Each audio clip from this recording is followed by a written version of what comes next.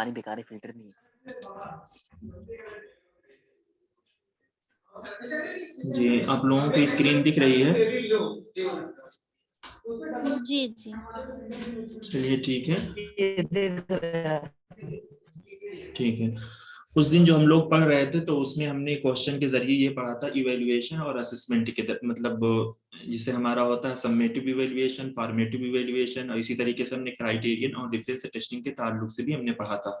ठीक है, तो यहाँ पर इस इमेज के जरिए मतलब बहुत अच्छे से यहाँ पर दिया गया है कि असेसमेंट एंड इवेल्युएशन के दरमियान डिफरेंस क्या होता है। ठीक है, जैसे हमने बताया था कि एक डायग्नोस्टिक असेसमेंट होता है, एक फॉर्मेटिव असेसमेंट होता है, एक समेटिव इवेल्युएशन होता है। ठीक है, तो असेसमेंट में मतलब क्या होता है कि हम अपनी लर्निंग को इम्प्रूव करते हैं। ठीक है, असेसमेंट में हम लर्निंग को इम्प्रूव करते हैं, और इवेल्युएशन में क्या होता है, हम अपनी लर्निंग को जज करते हैं, यानी फाइनल रिजल्ट देखते हैं। ठीक है, तो यहाँ पर अगर हम देखें, जैसे यहाँ पर देखिए ये कंपेयर करके दिया हुआ है, इससे मुराद ये वाला असेसमेंट है और ये आपका हो जाएगा इवेल्युएशन। तो ये क्या है, assessment test how learning is going, यानी कैसी लर्निंग आपकी चल रही है। ठीक है, यानी असेसमेंट ही में हम डायग्नोस करेंगे। Diagnostic is identify area for improvement, तो यहाँ पर हमारा क्या होता है, इम्प्रूवमेंट होता है, जैसे हमने पढ़ा था। फॉर्मेटिव असेसमेंट के ताल्लुक से क्या होता है, फॉर्मेटिव असेसमेंट में हम अपनी लर्निंग को इम्प्रूव करते हैं। डायग्नोस्टिक में क्या देखते हैं कि यानी लर्नर का कौन सा एरिया बहुत वीक है, लर्नर का कौन सा पोर्शन बहुत वीक है, जहां उसमें हमें और मेहनत करने की जरूरत है, उसको और अच्छा करने की जरूरत है।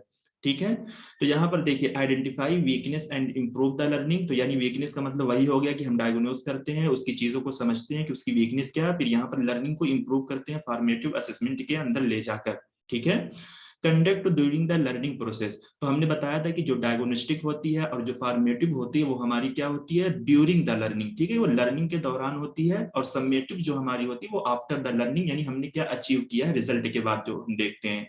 यहाँ पर क्या है, help student to learn from each other. ठीक है, तो इवेल्युएशन में देख लेते हैं, इवेल्युएशन में क्या है, evaluation test what has been learn, यानी इवेल्युएशन टेस्ट वही होता है कि क्या हमने लर्न किया।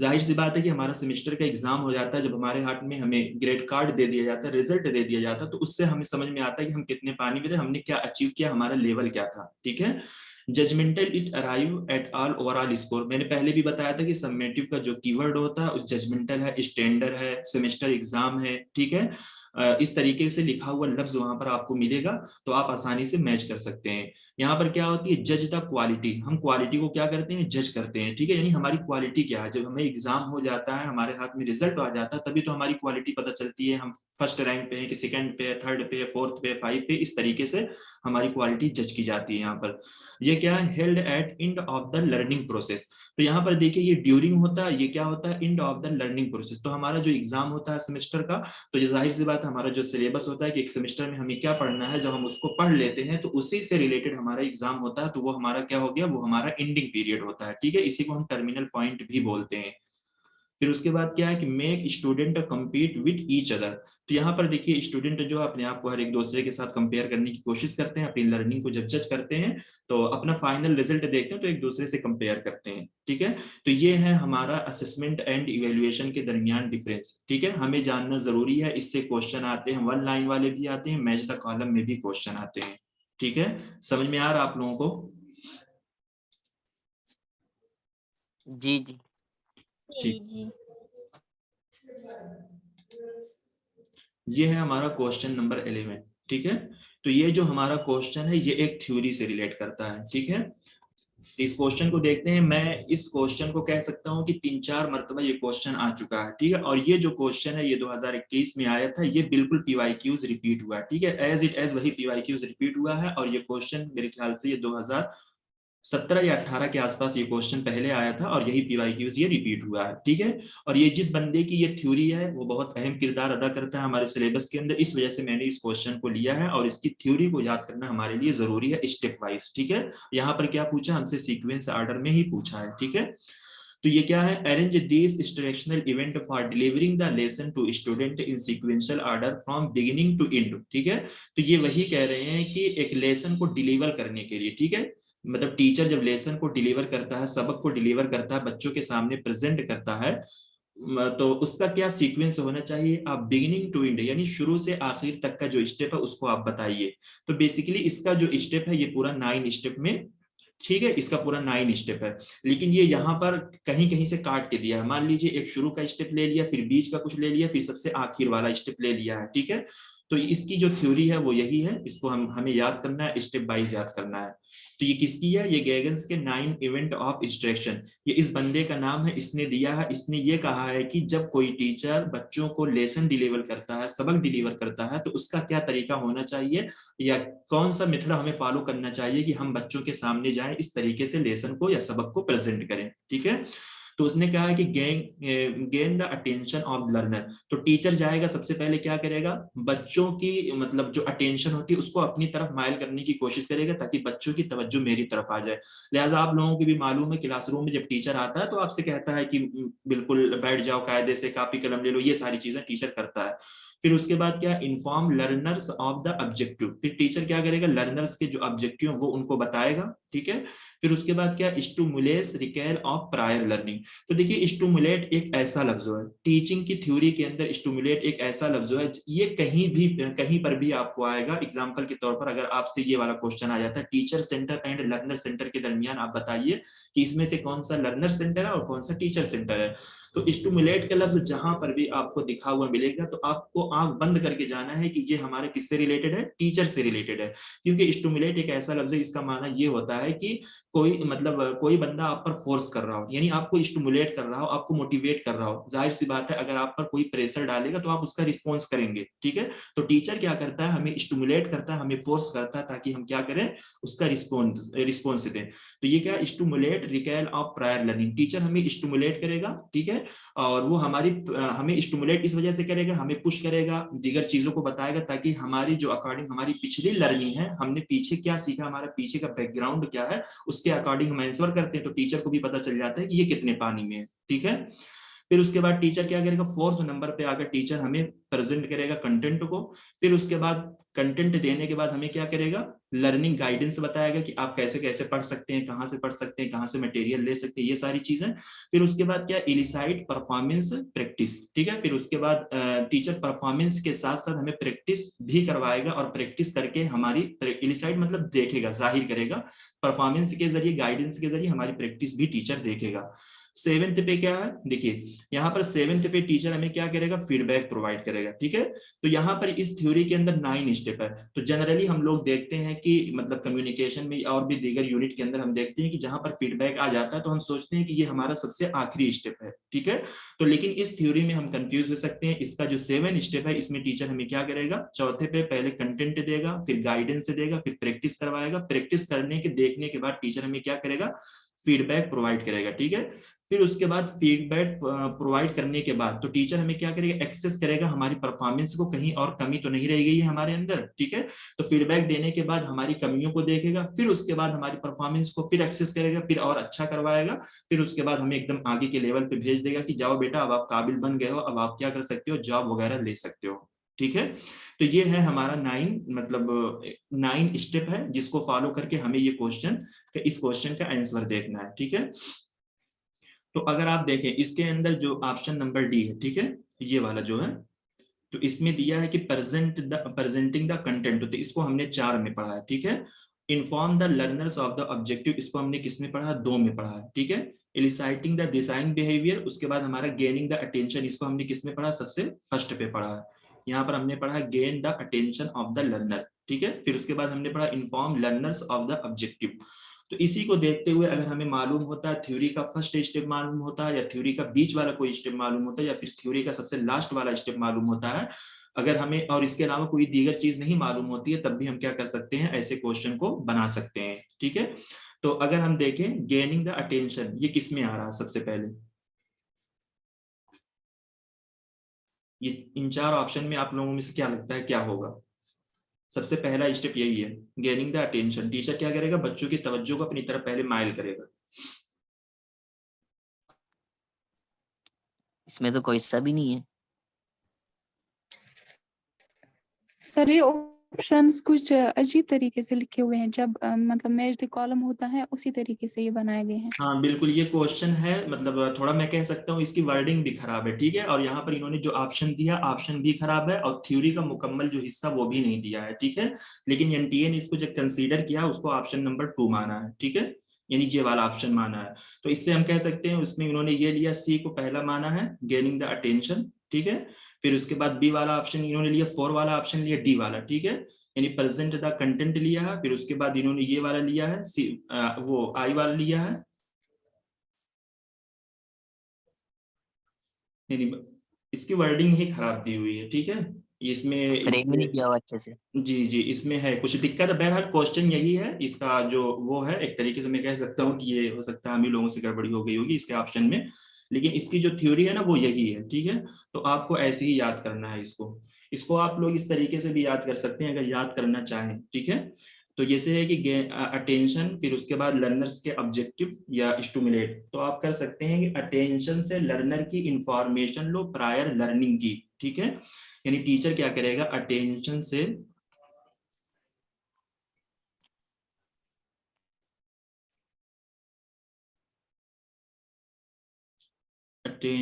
लर्नर की इंफॉर्मेशन लो प्रायर लर्निंग की,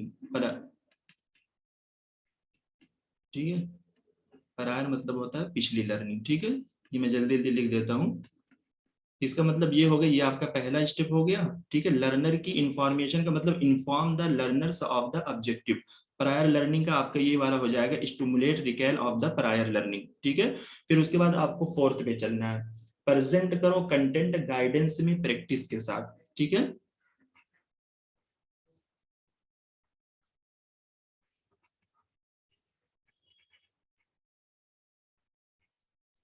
प्रेजेंट करो कंटेंट गाइडेंस में, ठीक है। यानी प्रेजेंट करो कंटेंट, ये आपका 4 हो जाएगा, गाइडेंस में ये आपका 5 हो जाएगा, गाइडेंस में प्रैक्टिस के साथ, ठीक है।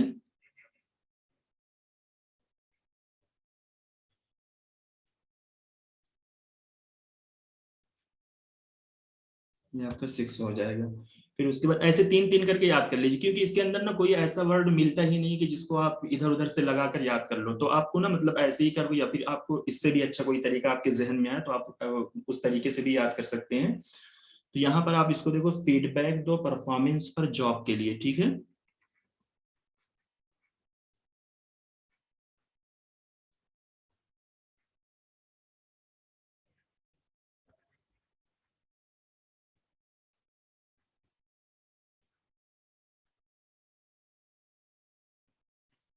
ठीक है, ये आपका 7 हो जाएगा, ये आपका 8 हो जाएगा, ये आपका हो जाएगा 9, ठीक है। यहाँ पर 1 2 3, ठीक है, समझ में आ गया। ये एक बार अटेंशन, बोले ना। जी जी, अटेंशन से लर्नर की इंफॉर्मेशन, ठीक है, अटेंशन से लर्नर की इंफॉर्मेशन लो प्रायर लर्निंग की, ठीक है, ये आपका पहला स्टेप हो जाएगा। प्रेजेंट करो कंटेंट गाइडेंस में प्रैक्टिस के साथ, ठीक है, यहाँ पर 4 5 6 हो जाएगा। फीडबैक दो परफॉर्मेंस पर जॉब के लिए, ठीक है। यानी टीचर क्या करेगा, पहले 7 नंबर पे है फीडबैक देगा, फिर परफॉर्मेंस को एक्सेस करेगा, फीडबैक देने के बाद कुछ गलती है तो उसको और सही करेगा, एकदम सही करने के बाद फिर आपको आगे के लेवल पर भेज देगा, ट्रांसफर कर देगा, आप जॉब के लिए अवेलेबल हो सकते हो, ठीक है। Enhance retention and transfer to the job, ठीक है। तो ये हो गया, इस तरीके से आप याद कर सकते हैं। अगर इसके अलावा भी कोई आपको तरीका लगे तो आप इस तरीके से भी याद कर सकते हैं। ये थ्योरी अहम है, इससे क्वेश्चन बनते हैं, ठीक है। तो ये हमारा वही वाला क्वेश्चन आ गया जो अभी हम लोगों ने पढ़ा था, लेवल्स ऑफ टीचिंग। तो आप लोग जल्दी जल्दी बताएं। ये देखिए, इसका कीवर्ड यही है, मैंने जो सारे कीवर्ड लिखाए थे वो ये फैक्ट एंड इंफॉर्मेशन, ये किस लेवल में फोकस होता है, मेमोरी लेवल में, ऑटोनॉमस लेवल में, या फिर अंडरस्टैंडिंग लेवल में, या रिफ्लेक्टिव लेवल में? जल्दी जल्दी आप लोग बताएं।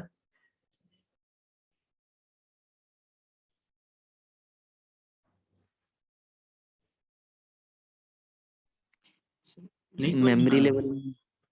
जी जी बिल्कुल, ये तो मेमोरी लेवल में होता है। मैंने पहले भी बताया था कि एक होता है हमारा अंडरस्टैंडिंग लेवल में आएगा फैक्ट एंड आइडियाज, ठीक है। यहाँ पर का जो इस तरीके से आता है, यहाँ पर आता है फैक्ट एंड आइडियाज,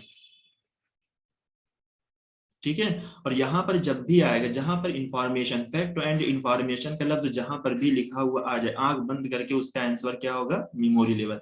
क्योंकि मैंने पहले भी बताया था, यहाँ पर जो इंफॉर्मेशन, जो फैक्ट होती है, बंदे सिर्फ क्या करते हैं, बच्चे सिर्फ क्रेम करते हैं, ठीक है। उनके अंदर आइडियाज नहीं आती, वो इतने बड़े मतलब इतने समझदार नहीं होते कि उनके अंदर आइडियाज आएंगे, ठीक है। आइडियाज तो बड़े बंदे के, बड़े पर्सन के अंदर आ सकती है। तो फैक्ट एंड इंफॉर्मेशन, यानी उनकी किताब के अंदर जो लिखा हुआ है, बच्चे वैसे ही इंफॉर्मेशन को रट्टा मारकर निकल जाते हैं, ठीक है। अंडरस्टैंडिंग लेवल पे क्या होता है कि यहाँ पर फैक्ट के साथ साथ बच्चों के जहन पे आइडियाज आने लगते हैं, क्योंकि वो समझने लगते हैं, ठीक है। तो आइडियाज छोटे मोटे बच्चों के अंदर नहीं आती, एलकेजी यूकेजी के बच्चों के अंदर। तो मैंने इस क्वेश्चन को बस इसी वजह से लिया, रिवीजन के लिए लिया था, ताकि मैंने लेवल ऑफ टीचिंग जो बताया था उसके अंदर मैंने सारे कीवर्ड को मतलब रख दिया था, तो आप लोग जरूर उसको देखें और नोट कर लें, आपको इससे बहुत फायदा होगा, आप लोग पीवाईक्यूज करेंगे, ठीक है।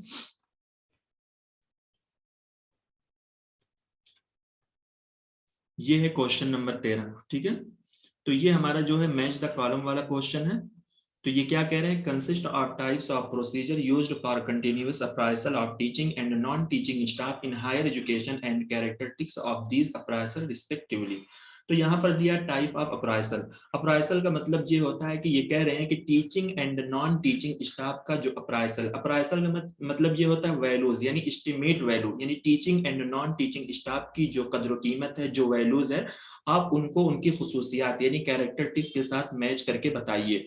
तो मान लीजिए कोई टीचर है, कोई टीचिंग स्टाफ है या कोई नॉन टीचिंग स्टाफ है, अगर मतलब वो अपने अंदर डेवलपमेंट लाता है तो वो किस वजह से लाएगा, उसकी खुसूसियत क्या होनी चाहिए। अगर वो मैनेजेरियल किसी चीज को मैनेज करता है तो उसकी खुसूसियत क्या होगी। अगर वो लेजीज फेयर यानी सेल्फ डिपेंडेंट अपने आप में होता है तो वो क्या करेगा, जजमेंटल है तो वो क्या करेगा।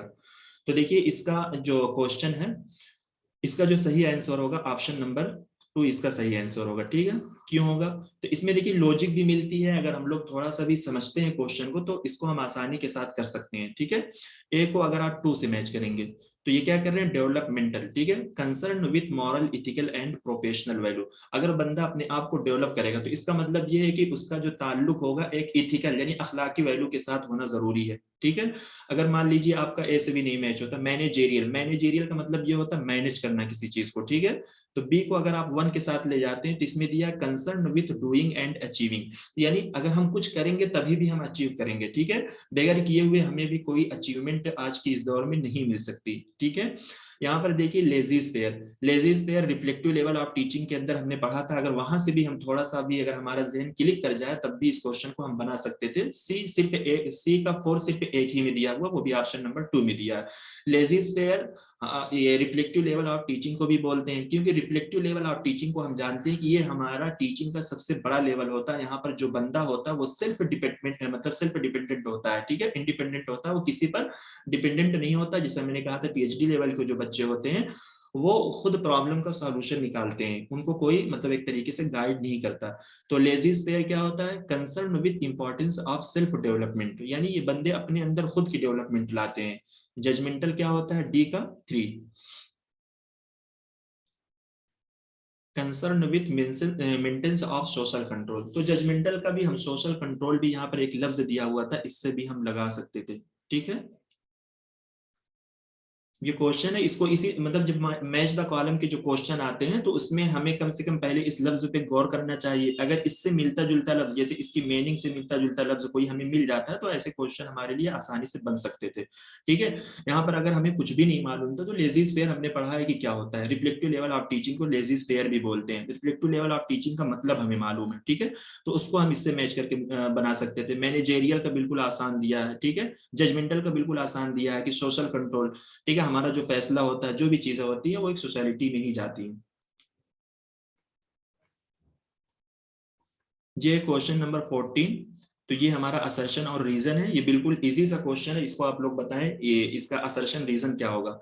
ये कह रहे हैं कि new media enhance the opportunities to expand the learning environment unheard of before.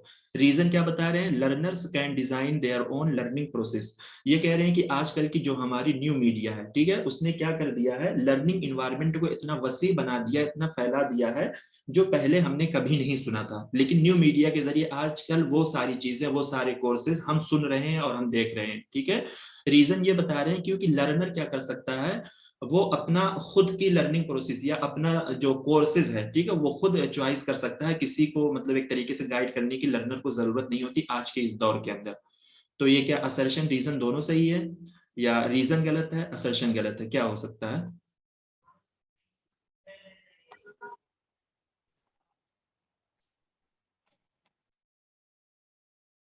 Ji, question नहीं समझ में आ रहा, क्या लगता है आप लोगों को? सर सी इज ट्रू और इज फॉल्स। नहीं, देखिए इसका जो सही आंसर होगा वो ऑप्शन नंबर 1 होगा। दोनों सही है। क्यों सही है? क्योंकि न्यू मीडिया जो है ना, अनहियर्ड ऑफ बिफोर दिया कि जो पहले हमने कभी नहीं सुना, ठीक है। तो मतलब जो चीजें हम कभी नहीं सुने उसको न्यू मीडिया के जरिए हम जान रहे हैं। जैसे बहुत सारे कोर्सेज आजकल हो रहे हैं, ठीक है, डिजिटल मार्केटिंग है और भी दीगर सारी कोर्सेज हैं, डिस्टेंस एजुकेशन है, जो हम पहले नहीं जानते थे लेकिन मीडिया के थ्रू हम जान रहे हैं, मीडिया के थ्रू हम पढ़ रहे हैं, ठीक है।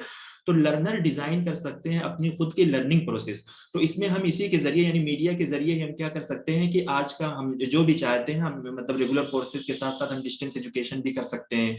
तो यही तो सारी चीजें हैं कि लर्निंग एनवायरनमेंट तभी हमारा एक्सपेंड हो रहा है, यानी तभी हमारा बढ़ रहा है कि लर्नर अपने मन पसंद की जो चीजें चाहे पढ़ सकते हैं, सीख सकते हैं, यूट्यूब पर भी और भी दीगर सारी चीजें, उनके लिए कोई बैरियर नहीं है आज के इस दौर में, ठीक है। तो इसका जो असर्शन और रीजन है दोनों सही है। ये देखिए अभी हमने रिसेंटली पढ़ा था ये इवैल्यूएशन का ये क्वेश्चन है। अब बताइए, इसके कीवर्ड भी हमने आप लोगों को लिखवाए थे, अगर आपने लिखा होगा तो इसका आंसर आप आसानी से दे सकते हैं। When the test data tell us about a student level of proficiency, तो इसका कीवर्ड यही है proficiency in a defined area, the procedure of evaluation। ये कह रहे हैं कि जब हमें कोई टेस्ट जैसे formative evaluation, summative evaluation, norm reference testing, criterion difference testing, ये कह रहे हैं कि एक टेस्ट जो है जब हमें स्टूडेंट का लेवल ऑफ प्रोफिशिएंसी बताता है या लेवल ऑफ बेंचमार्क बताता है, लेवल ऑफ स्टैंडर्ड बताता है एक डिफाइन की गई एरिया में, तो बताइए इसका सही आंसर क्या होगा। इसके अंदर देखिए डिफाइंड एरिया भी एक कीवर्ड लिखा हुआ है। तो ये हमने किसमें बताया था कि कौन सी टेस्टिंग के अंदर एक क्राइटेरिया फिक्स होता है। जैसे मैंने एग्जांपल भी दिया था कि हमें नेट का फॉर्म डालना, तो उसके लिए हमारा एक क्राइटेरिया फिक्स होता है कि आपका मास्टर डिग्री में 55% होना चाहिए। अगर आपका 55% नहीं है तो आप नेट का फॉर्म नहीं भर सकते। ये आपकी एक डिफाइन एरिया है, ये आपकी एक क्राइटेरिया है, ठीक है। तो ये कौन सा होगा? Sir option B, criterion reference बिल्कुल टेस्टिंग। देखिए मैंने क्राइटेरिया भी बोल दिया, तो इसका जो सही आंसर होगा वो ऑप्शन नंबर डी होगा। फॉर्मेटिव इवैल्यूएशन अभी हमने ऊपर पढ़ा कि फॉर्मेटिव इवैल्यूएशन ये ड्यूरिंग द मतलब एक तरीके से आपके ड्यूरिंग द कोर्स होती है, जहां पर टीचर आपको क्या करता है, आपकी लर्निंग को इम्प्रूव करता है। अगर आप बहुत ज्यादा वीक होते हैं तो वो आपके लिए डिस्कशन कराएगा, क्विज कराएगा और भी दीगर एक्टिविटीज कराएगा जिसमें आपके अंदर क्या हो, महारत पैदा हो सके। इसका सबसे बड़ा कीवर्ड है इम्प्रूवमेंट, ठीक है। इंप्रूवमेंट से भी बहुत सारे क्वेश्चन आए हुए हैं। अभी हमने सबमेटिव पढ़ा, सबमेटिव क्या होता है, जैसे मैंने कहा ये टर्मिनल पॉइंट पे होता है। सबमेटिव यस से आप याद कर सकते हैं कि हमारा जो सेमेस्टर का एग्जाम होता है, ठीक है, इसके अंदर हमें ग्रेड मिलते हैं, इसके अंदर हमें जज किया जाता है, हमारी स्टैंडर्ड को देखा जाता है कि हम फर्स्ट है, सेकंड है, थर्ड है, ठीक है। नॉर्म रेफरेंस टेस्टिंग, नॉर्म का मतलब क्या होता है, ग्रुप। जब हमारी परफॉर्मेंस को एक ग्रुप के साथ कंपेयर किया जाता है, ठीक है। मान लीजिए ये एक ग्रुप है, ये एक पूरा ग्रुप है, ये अकेले हम हैं, हमारी अलग सी एक्टिविटीज को इन ग्रुप के साथ मेजर किया जाएगा, ठीक है। तो उसको हम क्या बोलते हैं, नॉर्म रेफरेंस टेस्टिंग। इसका कीवर्ड मैंने बताया था कि इसके अंदर आपको जो रैंक दिया जाएगा वो परसेंटाइल में दिया जाएगा, ठीक है, परसेंट नहीं परसेंटाइल। यही सारे कीवर्ड होते हैं जिससे हमारा क्वेश्चन आसानी से बन जाता है, ठीक है। इसका इसमें जो हमें रैंक दिया था वो परसेंटाइल में, इसमें जो हमें रैंक दिया जाएगा वो परसेंट में दिया जाएगा। जैसे मैंने पहले बताया क्राइटेरिया में 55% का क्राइटेरिया फिक्स है, ठीक है। ये 25% का क्राइटेरिया फिक्स हो, परसेंटाइल अलग होता है और परसेंट अलग होता है। आप फर्स्ट क्लासेस में देखेंगे या सेकंड क्लासेस में परसेंटाइल मैंने बताया था कि परसेंटाइल होता क्या है, ठीक है। अब देखिए वही लेवल्स ऑफ टीचिंग के फिर से क्वेश्चन आ गए। अब ये बताइए which of the following is the highest level of teaching. Teaching के लेवल में सबसे हाईएस्ट लेवल कौन सा होता है, मेमोरी, रिफ्लेक्टिव थिंकिंग या अंडरस्टैंडिंग? जल्दी बताएं। बी, ऑप्शन बी, दो रिफ्लेक्टिव लेवल। Number B. जी ठीक है, इसका जो सही आंसर देखिए, कभी कभी यूजीसी हमें हमसे बिल्कुल इजी सा भी क्वेश्चन पूछता है, ऐसा नहीं सारा टफ सा होता है, लेकिन ऐसे क्वेश्चन को भी हम आते हुए क्वेश्चन को भी गलत कर देते हैं बिल्कुल खुशी में, ठीक है। तो हमें बिल्कुल पेशेंट के साथ कोई भी आंसर करना है, सोच समझ के करना है, पढ़ के करना है। ये एक क्वेश्चन है, question number 17, which of the following are contributing to positive influence on teacher student communication. तो ये कह रहे हैं कि टीचर और स्टूडेंट के दरमियान जो कम्युनिकेशन है उस पर एक मतलब टीचर और स्टूडेंट के कम्युनिकेशन पर पॉजिटिव तासुर कौन सा इसमें से होगा, ठीक है, यानी जो एक पॉजिटिव वे में दोनों के दरमियान बातचीत हो रही है। तो इन ऑप्शन में से बताइए पॉजिटिव वे में कौन सा होगा। मेकिंग अजम्पशन, क्या टीचर और स्टूडेंट का जो कम्युनिकेशन है उसके दरमियान अजम्पशन बन रही है। लिमिटेड इंटरेक्शन, यानी जो बातचीत हो रही है बिल्कुल एक फिक्स एरिया में हो रही है। फॉस्टरिंग एसेंस ऑफ बिलोंगिंगनेस, ठीक है। क्या टीचर और, जिसे हम लोग बोलते हैं ना कि मैं यहाँ से बिलोंग करता हूँ, वो यही वाला बिलोंग है। यानी टीचर और स्टूडेंट के दरमियान जो ताल्लुकात है उसके अंदर एक तरीके से बढ़ावा हो रहा, हौसला अफजाई हो रही है। अक्नॉलेजिंग पार्टिसिपेशन, यानी टीचर और स्टूडेंट का जो कम्युनिकेशन है, इससे मुराद वही पार्टिसिपेशन दिया हुआ है। क्या उसमें एक्नॉलेज बातें, जो टीचर और स्टूडेंट का जो कम्युनिकेशन हो रहा है, जो बातें हो रही, उसमें बातें एक्नॉलेज हो रही। एक्नॉलेज का मतलब बातें कबूल हो रही है कि नहीं हो रही है, मानी जा रही है कि नहीं मानी, स्टूडेंट कबूल कर रहा है या टीचर स्टूडेंट की बात मान रहा है या नहीं मान रहा है, ठीक है। ये क्या पूछा आपसे, पॉजिटिव इन्फ्लुएंस, ठीक है। तो आपको पॉजिटिव लफ्ज देखकर इसका आंसर निकालना है। परसुएसिव एटीट्यूड, देखिए परसुएसिव एक ऐसा लफ्ज है, ये कहीं पर भी आता है, इसका हमेशा अगर आप देखेंगे परसुएसिव लफ्ज का, ठीक है, तो ये पॉजिटिव वे में इस्तेमाल ही होता है और ये कम्युनिकेशन के अंदर सबसे ज्यादा इस्तेमाल होता है, ठीक है। तो एक तो मैंने बता ही दिया, उसके अलावा आप लोगों को और कुछ समझ में आ रहा है कि इसमें से कौन कौन सा ये होना चाहिए या कौन सा नहीं होना चाहिए? तो देखिए डीबी होना चाहिए सर एक। Answer C. सी, आंसर सी होना चाहिए। ADE आप लोगों के हिसाब से डी होना चाहिए। Sir option D. इसका जो सही आंसर होगा वो ऑप्शन नंबर डी होगा। तो देखिए मेकिंग अजम्पशन, देखिए ये अजम्पशन एक ऐसी चीज है जो कम्युनिकेशन के अंदर कतई बर्दाश्त नहीं की जाएगी। एग्जाम्पल के तौर पर मैं आपसे बात कर रहा हूँ, मैं आपका टीचर हूँ, आप हमसे पढ़ रहे हैं, आपकी अजम्पशन मेरे ख्यालात से मतलब बिल्कुल अलग अलग से, ये पता नहीं कैसे टीचर है, क्या करते हैं, क्या कैसे रहते हैं, क्या खाते हैं, और मैं अपनी स्टूडेंट के ताल्लुक से अगर अजम्पशन बनाऊँ, ये क्या करता है, बिल्कुल पढ़ता नहीं है, सिर्फ ये करता है, वो करता है, तो इसमें कौन सा पॉजिटिव वे होगा? इसके अंदर जो चीज होती है वो हमेशा निगेटिविटी पर ही दलालत करती है, ठीक है।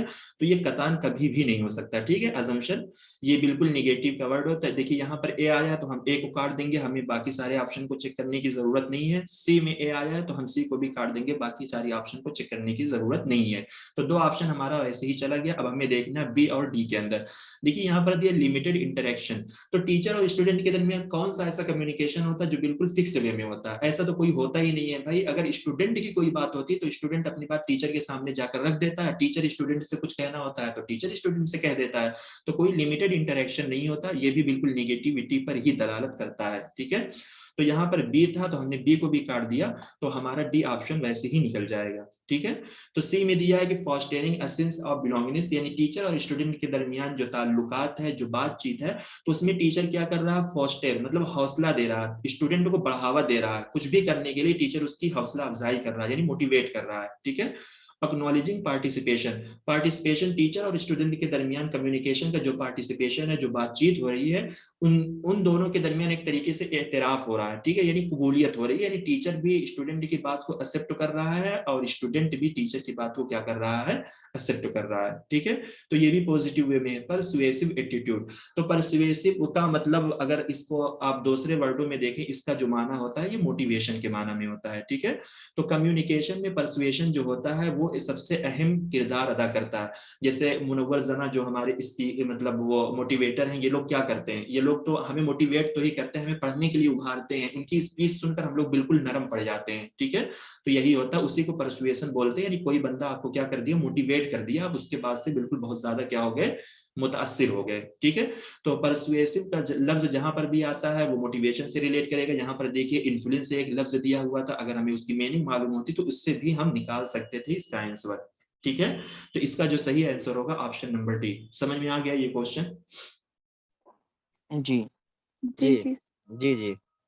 ठीक है। देखिए ये हमारा सबसे एक अहम क्वेश्चन है। अगर हम देखें 2-3 साल से इस क्वेश्चन को बेस बनाकर बहुत सारे क्वेश्चन पूछे जा रहे हैं और तकरीबन ये इस चीज को हम सभी लोग जानते हैं, लेकिन इसके अंदर की चीज को हम लोग नहीं जानते, ठीक है। ये क्या है, विच of the following is indicative of innovation in the evaluation system at present. ये कह रहे हैं कि इंडिया के अंदर, ठीक है, इंडिया तो नहीं लिखा हुआ, लेकिन इंडिया के अंदर एजुकेशन का जो इवेल्युएशन सिस्टम बर वक्त चल रहा है हर यूनिवर्सिटी के अंदर, वो कौन सा है? सेमेस्टराइजेशन सिस्टम है, प्रोजेक्ट बेस्ड इवेल्युएशन सिस्टम है, या चॉइस बेस्ड क्रेडिट सिस्टम, या ऑब्जेक्टिव बेस्ड इवेल्युएशन सिस्टम? जल्दी बताएं इसका सही आंसर क्या होगा। Choice based credit system, option C. ठीक है, बिल्कुल चॉइस बेस्ड क्रेडिट सिस्टम, क्योंकि हम लोग जो एग्जाम देते हैं हमें जो मार्कशीट वगैरह, जो ट्रांसक्रिप्ट वगैरह मिलती है, वो सारा का सारा जो कानून और नियम फॉलो हो रहा है वो चॉइस बेस्ड क्रेडिट सिस्टम का ही फॉलो हो रहा है। ठीक है, तो इसको हमने यहाँ पर बहुत डिटेल में लिया है कि वो इसको हमें जानने की जरूरत है, क्योंकि इससे बहुत सारे क्वेश्चन बनते हैं। ये हमारा टीचिंग से भी रिलेट कर जाता है, हमारा आईसीटी के डिजिटल इनिशिएटिव से भी ये रिलेट कर जाता है, और हमारा हायर एजुकेशन से भी ये रिलेट कर जाता है। ठीक है, तो ये कह रहे हैं the university grant commission has initiated several measure to bring equity, efficiency and excellence in the higher education system of country. ठीक है, तो यानी इसको किसने इंट्रोड्यूस किया है? यूजीसी ने। ठीक है, यूनिवर्सिटी ग्रैंड कमीशन इसको लेकर आए हैं। वो किस वजह से लेकर आए? ताकि हमारे कंट्री का जो हायर एजुकेशन सिस्टम है बिल्कुल एक आला लेवल, सतही लेवल पर हो जाए। ठीक है, the important measure taken to enhance academic standard and equity in higher education include innovation and improvement in curriculum। ठीक है, इसका देखिए सबसे बड़ा वो है कि सीबीसीएस क्या है। सीबीसीएस का जो काम ही होता है बिल्कुल हमारे लिए, हम यूनिवर्सिटी में जो लोग पढ़ते हैं उस सिलेबस का ही पूरा फंडा होता है। तो वही कह रहे हैं कि ये इंक्लूड करेगा इनोवेशन, इंप्रूवमेंट इन करिकुलम में, टीचिंग लर्निंग प्रोसेस में, ठीक है, एग्जामिनेशन एंड इवेल्युएशन सिस्टम में, beside the governance and others matter.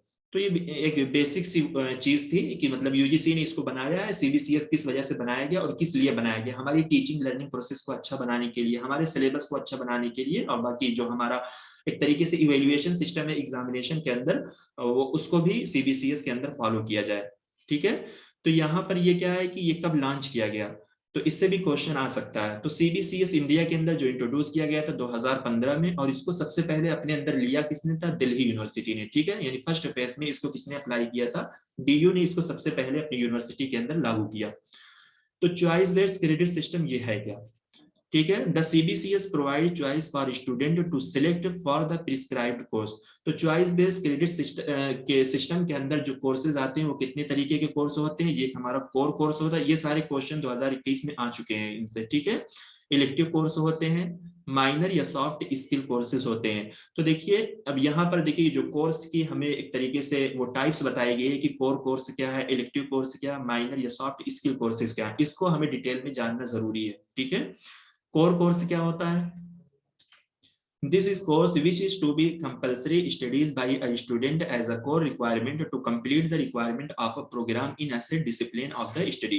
तो कोर कोर्स हमारा वो होता है जिसको हमें करना क्या होता है? बिल्कुल कंपलसरी होता है। जैसे हम लोग मास्टर करते हैं, हम लोग बीए करते हैं, मास्टर हमारा अरबिक लैंग्वेज में होता है। ठीक है, तो अरबिक लैंग्वेज से रिलेटेड जो हमारे सब्जेक्ट होते हैं वो बिल्कुल हमारे किस में होते हैं? अरबिक में होते हैं। वही हमारा क्या होता है? कोर कोर्स होता है, जिसको हम नहीं करेंगे तो हमें डिग्री नहीं दी जाएगी। ठीक है, तो सबको मालूम है कि सब लोग मास्टर करते हैं, अरबिक का ज्यादा सब्जेक्ट होता है मास्टर में, क्योंकि वही हमारा कोर कोर्स होता है, वही हमारा मेन पेपर होता है। ठीक है, इस तरीके से हमारा इलेक्टिव कोर्स होता है। इलेक्टिव जिसको हम जेनरिक भी बोलते हैं, यानी आम। जेनरिक का मतलब क्या होता है? आम्मा के माना में होता है, यानी अपनी मतलब एक तरीके से बहुत सारी फील्ड उसके अंदर होती है, हम जिसमें चाहे वो जाकर हम ले सकते हैं।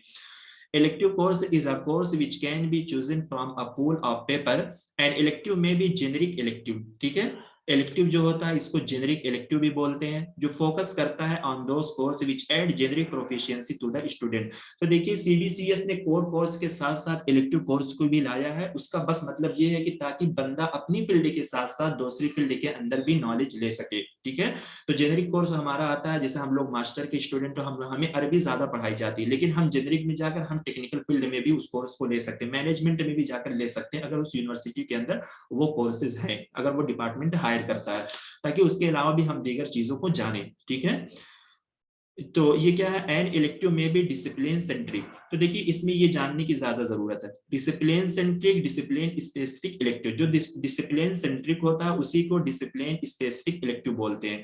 तो इलेक्टिव कोर्सेज में हमारे दो तरीके के कोर्स होते हैं, वो हमारा एक होता है डिसिप्लिन सेंट्रिक या डिसिप्लिन स्पेसिफिक इलेक्टिव, ये दोनों एक ही नाम है। इसका मतलब ये है कि जो यानी इलेक्टिव कोर्सेज में ये वो कोर्स हैं जो हमारी ही फील्ड से रिलेट करते हैं। लिहाजा आप लोगों को मालूम है कि यूनिवर्सिटी के अंदर हम लोग अरबी पढ़ते हैं, तो हमारे अरबिक डिपार्टमेंट से भी जेनरिक का कोर्स क्या होता है?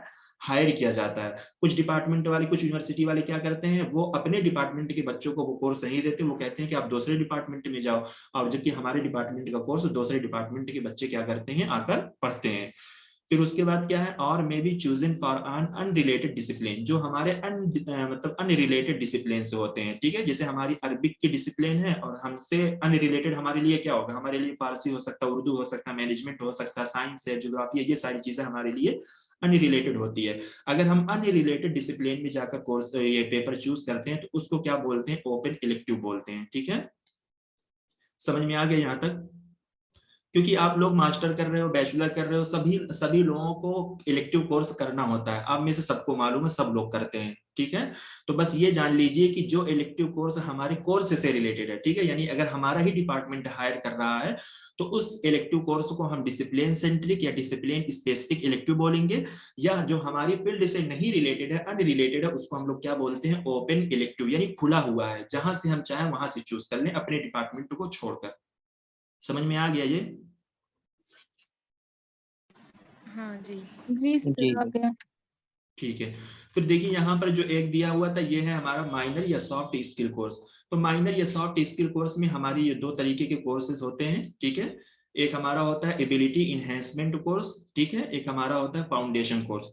तो ये फाउंडेशन कोर्स है क्या, द फाउंडेशन कोर्स में be of two kinds, compulsory foundation and elective foundation. तो लिहाजा देखिए इसकी टाइप भी पूछी जा सकती है और ये नाम हमें हमारे जहन में रहना चाहिए, compulsory foundation and elective foundation, ठीक है। ये कंपलसरी फाउंडेशन ये कोर्स ये है क्या, compulsory foundation courses are course based upon the content that lead the knowledge enhancement. तो यानी जो हमारा कंपलसरी फाउंडेशन कोर्स है ये हमारे किससे रिलेट करता है, ये कंटेंट से मतलब रिलेट करता है, जहां पर हमें क्या मिलती है, नॉलेज मिलती है, नॉलेज हमारी पढ़ाई जाती है।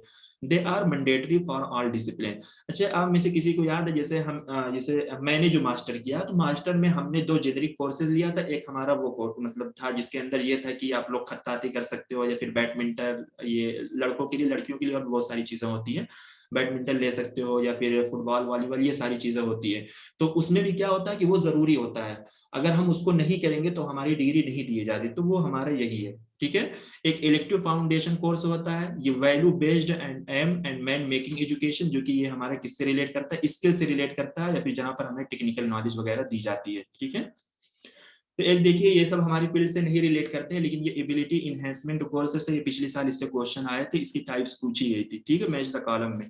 तो ये भी हम देख लेते हैं, एबिलिटी इनहेंसमेंट कंपलसरी कोर्सेज, इसकी टू टाइप्स हैं। पहला क्या है, एबिलिटी इनहेंसमेंट कंपलसरी कोर्सेज, ये लीड करता है कंटेंट, यानी इसके अंदर हमारी इन्वायरमेंटल साइंस आ जाएगी, एमआईएल कम्युनिकेशन आ जाएगा, उसके बाद हमारा क्या हो जाएगा, इंग्लिश कम्युनिकेशन, ये बेसिकली किसके अंदर यूज होता है, बीएससी एमएससी के जो स्टूडेंट होते हैं वो उनके लिए ये फॉलो किया जाता है, ठीक है। यहाँ पर हमारा है सेकंड स्किल इनहेंसमेंट कोर्सेज, ये वैल्यू बेस्ड या स्किल बेस्ड कोर्स है, ये प्रोवाइड करते हैं हमें हैंड पे ट्रेनिंग, ठीक है। तो यानी ये सब भी, ये वाला हमारा जो स्किल इनहेंसमेंट वगैरह की ये कोर्सेज है ना, ये हमारी फील्ड में नहीं आती, आर्ट की फील्ड में नहीं आती, ये बेसिकली मेरे ख्याल से ये साइंस के फील्ड में आते हैं, तो ये इन्हीं के लिए है, लेकिन हमें इसको जानना जरूरी है क्योंकि इससे हमारे क्वेश्चन बनते हैं और हमसे ये पूछा जाता है, ठीक है। तो यहाँ पर आइए सेमेस्टर के ताल्लुक से जान जाते हैं, सेमेस्टर क्या है। Each semester will consist of 15 या 18 week of academic works equivalent to 90 actual teaching days. तो देखिए इस मर्तबा जो हमने एग्जाम दिया था तो वहां पर ये क्वेश्चन बना था कि पर सेमेस्टर का जो ग्रेड होता है या फिर इस तरीके से जो पढ़ाया जाता है उसका आवर्स कितना या कुछ इस तरीके से पूछा गया था, बहरहाल उसका जो सही आंसर था वो 40 था, ठीक है। तो यहाँ पर आपको ये जानना जरूरी है कि जो हमारा सेमेस्टर बनाया गया है वो सेमेस्टर कितने का होता है, ये दिया है कि 15 वीक या 18 वीक एकेडमिक वर्क्स, ठीक है, जो बराबर है किसना, मतलब टीचिंग डेज भी हमसे पूछे जा सकते हैं। तो यानी हर सेमेस्टर जो हमारा होता है वो 15 वीक का होता है या 18 वीक का होता है, उसके अंदर जो हमारे टीचिंग डेज बनाए गए हैं वो कितने होंगे, 90 दिन का होता है, ठीक है। टीचिंग डेज कितने के, 90 दिन के। द और सेमेस्टर में भी शेड्यूल फ्रॉम जुलाई टू दिसंबर। तो और सेमेस्टर जो हमारा शुरू होता है उसका जो शेड्यूल होता है वो होता है जुलाई टू दिसंबर, और जो हमारा इवेंट सेमेस्टर होता है वो कब से होता है, जनवरी टू जून। तो ये भी हमें जानने की जरूरत है, हालांकि ये बारीक सी चीजें होती है लेकिन हम लोग इसमें कंफ्यूज रहते हैं, मालूम नहीं होता हमें। तो और सेमेस्टर जो होता है वो जुलाई टू दिसंबर होता है, इवेंट सेमेस्टर किसको बोलते हैं, जनवरी टू जून। तो और सेमेस्टर को हम यही बोल सकते हैं ना, जो हमारा फर्स्ट सेम होता है, ये जुलाई टू दिसंबर ये हमारा फर्स्ट सेम होता है, और इवन जो होता है ये हमारा सेकंड सेमेस्टर होता है जिसको बोलते हैं हम लोग। उसके बाद हमें क्रेडिट दी जाती है, तो ये क्रेडिट है क्या, a unit by which the course is measured, it determine the number of hours of instruction required per week, ठीक है। 1 credit is equivalent to 1 hours of teaching, ठीक है। तो ये लिहाजा आप लोग अगर अपनी सर्टिफिकेट वगैरह देखेंगे तो उसके अंदर आपको क्रेडिट दी जाएगी। तो क्रेडिट का ये देने का जो तरीका क्या है, यही क्रेडिट से ही हम ये हमारा क्वेश्चन पूछा गया था इस बार जो हम लोगों ने एग्जाम दिया था, उसमें ये क्रेडिट से ही ये क्वेश्चन पूछा गया था। ठीक है, वो यही पूछा गया था शायद एक हफ्ते में हमें कितना क्रेडिट मिलते हैं। तो हर यूनिवर्सिटी जो कोर्स कराती है वो हफ्ते में उनकी 4 क्लासेस होती है। हर सेंट्रल यूनिवर्सिटी का मुझे मालूम है, ये स्टेट वगैरह का मुझे नहीं मालूम है। हम मानू में थे तो मानू में भी हफ्ते में 4 दिन क्लासेस होती थी हमारी। तो लिहाजा हम कह सकते हैं कि हमें पर सब्जेक्ट हो, तो ये वही कह रहे हैं ना कि 1 घंटे में हमें 1 क्रेडिट मिलेगी पर टीचर। तो यानी हर क्लासेस की हमें क्या मिलती थी, 1 क्रेडिट मिलती थी। तो हफ्ते में 1 क्लास के 1 टीचर की हम कह सकते हैं हमारे लिए 4 क्रेडिट हुई। तो ये वही कह रहे हैं ना, a unit by which the course work is measure is determine the number of hours of instruction required per week. यानी पर वीक के हिसाब से हमें दिया जाएगा और 1 क्रेडिट जो हमारा होता है वो 1 आवर्स के बराबर होगा। तो यानी अगर आपकी 4 क्लासेस एक दिन में होती हैं तो इसका मतलब आपने कितनी क्रेडिट लिया, 4 क्रेडिट लिया। अगर हफ्ते के अंदर आपकी मतलब 4 दिन क्लासेस होती हैं और एक दिन में 4 घंटी होती है तो इस एतबार से आप 4-4 जोड़ सकते हैं। ठीक है, उसके बाद यहाँ पर दिया गया ग्रेड पॉइंट। ये ग्रेड पॉइंट आपको किस तरीके से निकाला जाता है, ये क्या कह रहे हैं कि it is a numerical weight allot to each letter grade on a 10 मतलब 10 पॉइंट स्किल। तो जो ग्रेड पॉइंट आपको दिया जाता है यानी यूजीसी का, ये मैंने नीचे एग्जांपल लिखी हुई है उससे आपको और अच्छे से समझ में आएगा। तो देखिए एक हमारा होता है लेटर ग्रेड। ठीक है, जैसे यहाँ पर दिया हुआ है इसमें हम बोलते हैं ये हमारा आउटस्टैंडिंग होता है, ये हमारा फर्स्ट सेकंड, इस तरीके से A+B+ ऐसे बोलते हैं।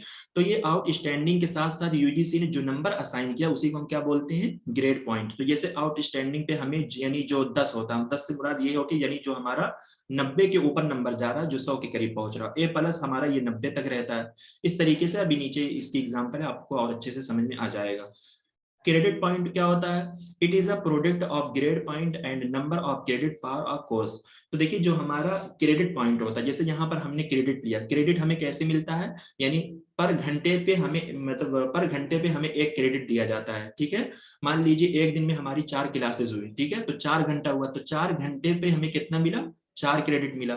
तो ये वही कह रहे हैं कि और जो हमारा ये क्रेडिट पॉइंट होता है, तो क्रेडिट पॉइंट और ये जो हमें यहाँ पर क्रेडिट मिलती है, क्रेडिट पॉइंट और यहाँ पर जो हमें ये ग्रेड पॉइंट मिलता है, मान लीजिए हमारा जो नंबर है आउटस्टैंडिंग है। आउटस्टैंडिंग का मतलब ये कि यानी हमने जो सब्जेक्ट में नंबर लिया है वो 90 से ऊपर लिया है। ठीक है, तो ये हमारा आउटस्टैंडिंग हो जाएगा।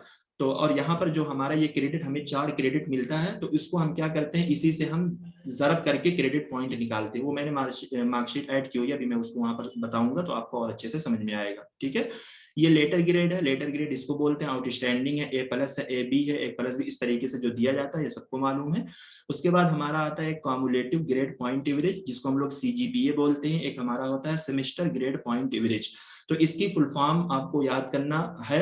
और देखिए इसका कुछ है नहीं फंडा, यहाँ पर इसका निकालने का तरीका थोड़ा एक तरीके से लफड़े वाला, हमें वहां पर नहीं जाना है क्योंकि ये मैथ नहीं है हमारा। लेकिन हमें ये जानना है जो हमारा सेमेस्टर ग्रेड पॉइंट एवरेज होता है, इसमें क्या हमारी देखी जाती है, it is a measure of performance of work done in a semester. ठीक है, तो यानी जो हमारी परफॉर्मेंस होती है, तो सेमेस्टर के अंदर हमारी परफॉर्मेंस को देखकर ही हमारा SGPA निकाला जाता है, यानी ग्रेड मतलब ग्रेड है, ग्रेड पॉइंट, ये सारी चीजें मिलाकर निकाली जाती है। और जो कॉम्युलेटिव होता है ये overall cumulative performance of a student overall all semester. ठीक है, तो यहाँ पर दिया ऑल सेमेस्टर की मिलाकर यहाँ पर निकाली जाती है। बस इतना डिफरेंस हमें याद रखना है कि कॉम्युलेटिव जो होता है वो ओवरऑल ऑल सेमेस्टर को लेकर निकलता है, और सेमेस्टर की हमें ट्रांसक्रिप्ट दी जाती है। तो इसका मतलब ये है कि हमारा एक सेमेस्टर का ही जो वर्क डन होता है उसी को लेकर हमारा SGPA निकाला जाता है। ठीक है, तो यहाँ पर देखिए ये लेटर ग्रेड है और ये हमारा ग्रेड पॉइंट है। अगर O है, आउटस्टैंडिंग है, तो ये 10 हो गया। एक्सेलेंस है तो यानी ये 90 है, 9 से मुराद ये 90 है, 10 से मुराद आपका 100 हो जाएगा। ठीक है, A आपका वेरी गुड है, ये 80 है, ये 70 है, ये 60 है, ये 50, इस तरीके से ये ग्रेड दिया जाता है। तो मतलब यहाँ पर मैंने इसको इस वजह से लिया कि हो सकता है पूछ सकते हैं कि यानी O से क्या मुराद है। तो अगर हम में से जिनको नहीं मालूम होगा तो वो गलत कर ही सकते हैं इस क्वेश्चन को, तो इस पे आप लोग एक बार जरूर नजरसानी कर लीजिएगा। ठीक है, तो देखिए यहाँ पर ये एग्जाम्पल है ग्रेडिंग सिस्टम का। ठीक है, तो ये मेरी मानू की मार्कशीट है, ये मैं यहाँ पर इस काट के इसको ऐड किया हूँ, बस मुझे ये वाला हिस्सा समझाना है। ठीक है, ये क्रेडिट है और ये ग्रेड पॉइंट है। ठीक है, मतलब क्रेडिट पॉइंट है। ठीक है, तो देखिए ये हमारी क्रेडिट है। क्रेडिट को हमने क्या पढ़ा था? क्रेडिट को हमने ये पढ़ा था कि हमें पर आवर्स पे एक क्रेडिट दी जाती है, ठीक है, पर आवर्स पे हमें क्या दी जाती है? एक क्रेडिट दी जाती है।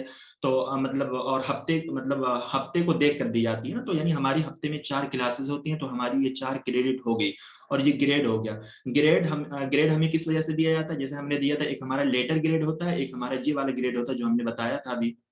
देखिए ये हमारा ग्रेड पॉइंट होता है जिसको हम कहते थे 10 पॉइंट स्किल। अच्छा एक क्वेश्चन आया भी है कि यूजीसी का कितना 10 पॉइंट स्किल मतलब कितना पॉइंट स्किल है, तो उसके अंदर 7 8 9 4 इस तरीके से लिखा हुआ था, तो ये भी एक पॉइंट वाली चीज है, यानी 10 पॉइंट स्किल। तो 10 पॉइंट स्किल और ये हमारा लेटर ग्रेड है, ठीक है।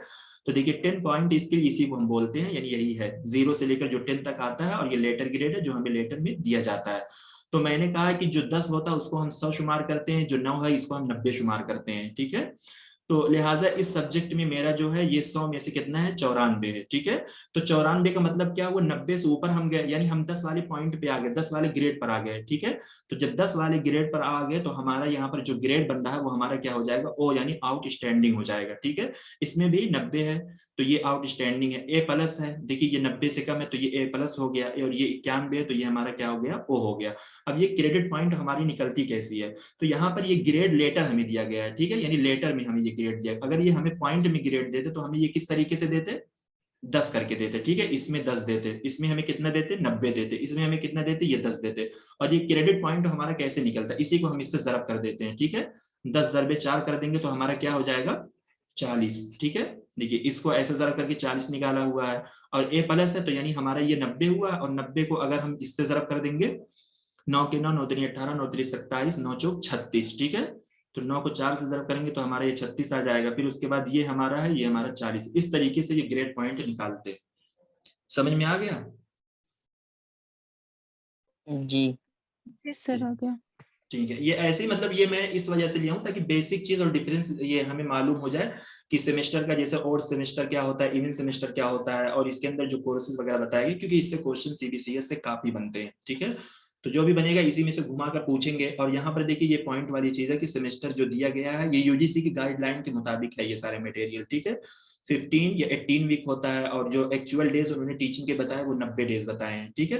तो ये सारी चीजें हमें मालूम होनी चाहिए कि 1 क्रेडिट जो हमारी असाइन की जाती है वो किस बेस पे की जाती है, तो 1 आवर्स ऑफ टीचिंग को देखकर ही ये की जाती है, ठीक है। चलिए फिर ठीक है, तो ये हमारा है question number 19। Which are the characteristics of an effective team in the institution of higher learning? तो यहाँ पर ये क्या पूछा है? ये कह रहे हैं कि हायर लर्निंग, ठीक है, हायर लर्निंग के इंस्टीट्यूशन में इफेक्टिव टीम यानी एक अच्छी टीम, एक अच्छा ग्रुप जो है उसकी खुसूसियत आप बताइए वो कैसा हो सकता है, ठीक है। तो इसमें अगर हम देखेंगे तो ऐसे ऑप्शन को हम पढ़ते हैं और देखने की कोशिश करते हैं क्या है, और एलिमिनेट करने की कोशिश करते हैं। ये कह रहे हैं the atmosphere tend to be informal in which member of the them are involve. ये कह रहे हैं कि एटमॉस्फेयर यानी माहौल इतना अच्छा, बिल्कुल इनफॉर्मल जैसा माहौल है, ठीक है। फॉर्मल नहीं, इनफॉर्मल। इनफॉर्मल का मतलब क्या है कि जहां पर कोई भी बंदा आकर बोल सकता है, ठीक है। तो कह रहे हैं कि जो एटमॉस्फेयर, जो माहौल बना हुआ है वो इनफॉर्मल माहौल है, जिसमें हर मेंबर यानी जिसमें टीम का मतलब जिसमें हम हर मेंबर या ग्रुप क्या है वो इन्वॉल्व हुए, यानी सारे लोग पार्टिसिपेट कर रहे हैं, बोल रहे हैं, सब कुछ कर रहे हैं, ठीक है। बी क्या है? There is a lot of discussion in which everyone participate. तो उस टीम के अंदर क्या हो रही है कि लोग पार्टिसिपेट कर रहे हैं और डिस्कशन कर रहे हैं अपनी चीजों पर, ठीक है। सी में ये कह रहे हैं कि the task of the group member is well understood and except by the group member. कह रहे हैं कि जिस टास्क पर बात हो रही है ग्रुप के अंदर, यानी ग्रुप मेंबर के अंदर जिस टास्क पर बात की जा रही है वो बहुत अच्छे से लोग उसको समझ रहे हैं, और हर ग्रुप मेंबर के जरिए वो चीज एक्सेप्ट की जा रही है, ठीक है। तो लिहाजा हम कह सकते हैं कि ये भी एक मतलब इफेक्टिव टीम के ही कैरेक्टरिस्टिक्स ये है। अभी से ए बी सी सारी वही है। डी क्या है? The member of the group are not afraid of putting for their ideas. कह रहे हैं कि ग्रुप का जो मेंबर है वो डरे ना लोगों से, वो अपनी आइडियाज को रखें। लिहाजा हम लोग क्लास में अगर कोई चीज करते हैं, सेमिनार करने जाते हैं, कोई प्रोग्राम करते हैं, तो पहले हम लोग एक छोटी सी मीटिंग करते हैं, ग्रुप बनाते हैं। तो उसके अंदर एक अमीर होता है, उसको हम लोग मतलब वो पूछता है कि हम ये करना चाहते हैं, क्या आप लोग मुत्तफिक? तो उसमें से हर एक बंदा अपनी इंडिविजुअल राय का इजहार करता है कि अगर इस तरीके से कर दिया है तो हमारा प्रोग्राम और अच्छा हो जाएगा। तो वो बात यही कह रहा है कि ग्रुप मेंबर है उसमें कोई भी बंदा डरे ना, सारे अपने आइडियाज को क्या करें, रखें उनके सामने, ठीक है। Not afraid of putting fourth their ideas, यानी अपने आइडियाज को हर बंदा रखे ग्रुप मेंबर के सामने, कोई डरे ना, ठीक है। ई में क्या कह रहे हैं? The members of group avoid disagreement and conflict among themselves. ये कह रहे हैं ग्रुप मेंबर जो है वो क्या कर रहे हैं, लोगों की बातों को अवॉइड करे, डिसएग्री करे, ठीक है, यानी किसी बात से वो एग्री करे ही ना, ठीक है, और आपस में क्या करे, सब क्या करे, एक दूसरे से झगड़ा करें। तो क्या ये वाला जो ऑप्शन नंबर ई है ये एक अच्छी खुसूसियत में आएगा, यानी इफेक्टिव टीम के कैरेक्टरिस्टिक्स में ये इसको शुमार किया जाएगा? नहीं। हाँ, तो देखिए यहाँ से हमारा क्वेश्चन बन जाता है, ई इसके अंदर हम डिलीट कर सकते हैं, ई इसके अंदर हम डिलीट कर सकते हैं, ई इसके अंदर हम डिलीट कर सकते हैं, तो ऑप्शन नंबर ए हमारा क्या हो जाएगा, सही आंसर हो जाएगा। ठीक है, क्वेश्चन बहुत शानदार था, फ्रेम किया हुआ था, बस ये है कि हमें थोड़ा वर्ड पर गौर करना होता है कि कहाँ क्या लिखा हुआ। अगर देखेंगे सारा लफ्ज जो था ए बी सी डी बिल्कुल पॉजिटिव वे में ये दलालत कर रहा था, यहाँ पर कॉन्फ्लिक्ट और ये डिसएग्रीमेंट ये सारी चीजें जो है ये बिल्कुल निगेटिविटी पर दलालत कर रही थी। और जबकि ग्रुप मेंबर के अंदर यानी इफेक्टिव टीम के अंदर ऐसी कोई चीज नहीं होती कि जहां पर अगर कोई अपनी राय दे रहा तो आप उसकी बात को क्या करो, कन्फ्लिक्ट करो, यानी बिल्कुल मानो ही ना, डिसएग्री कर दो उसकी बात से। बंदा क्या करता है, हर किसी की बात को सुनता है, फिर आखिरी फैसला अपना सुनाता है। सर इसके शुरू में अवॉइड लगा हुआ है, अवॉइड ये डिसएग्रीमेंट देखिए एंड वो ये किया हुआ है डिसएग्रीमेंट अवॉइड, जैसे हम लोग कहते हैं ना कि नफी नफी मिलकर मुस्बत का माना देता है, तो बात वहां पर यही है। जी, नफी नफी इस बात हो गया। जी जी बिल्कुल बिल्कुल, वही खेल गए हैं लफ्ज से थोड़ा। ठीक है, आगे चले। सर डी नंबर ऑप्शन को एक बार बताइए। डी नंबर सर ये समझ ही नहीं आया, ये ऑप्शन ई है। देखिए the member of groups avoid disagreement and conflict among themselves ना, ये वही कह रहे हैं कि जो ग्रुप का मेंबर है, ठीक है, वो डिसएग्री कर रहा है, यानी डिसएग्री करने से एक तरीके से क्या नहीं, अवॉइड द डिसएग्रीमेंट, यहाँ पर जो है ना ये पॉजिटिव माना में है। द मेंबर्स ऑफ ग्रुप एक तरीके से क्या कर रहा है, वो अवॉइड कर रहा है और कॉन्फ्लिक्ट कर रहा है लोगों के दरमियान।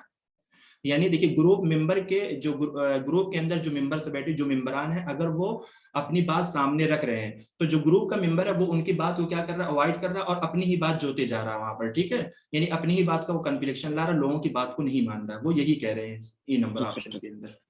कॉन्फ्लिक्ट का मतलब सर मनवाना, क्या कि अपनी बात को कॉन्फ्लिक्ट मनवा रहे मतलब हैं। झगड़ा करने के माने में होता है ना एक तरीके से, कॉन्फ्लिक्ट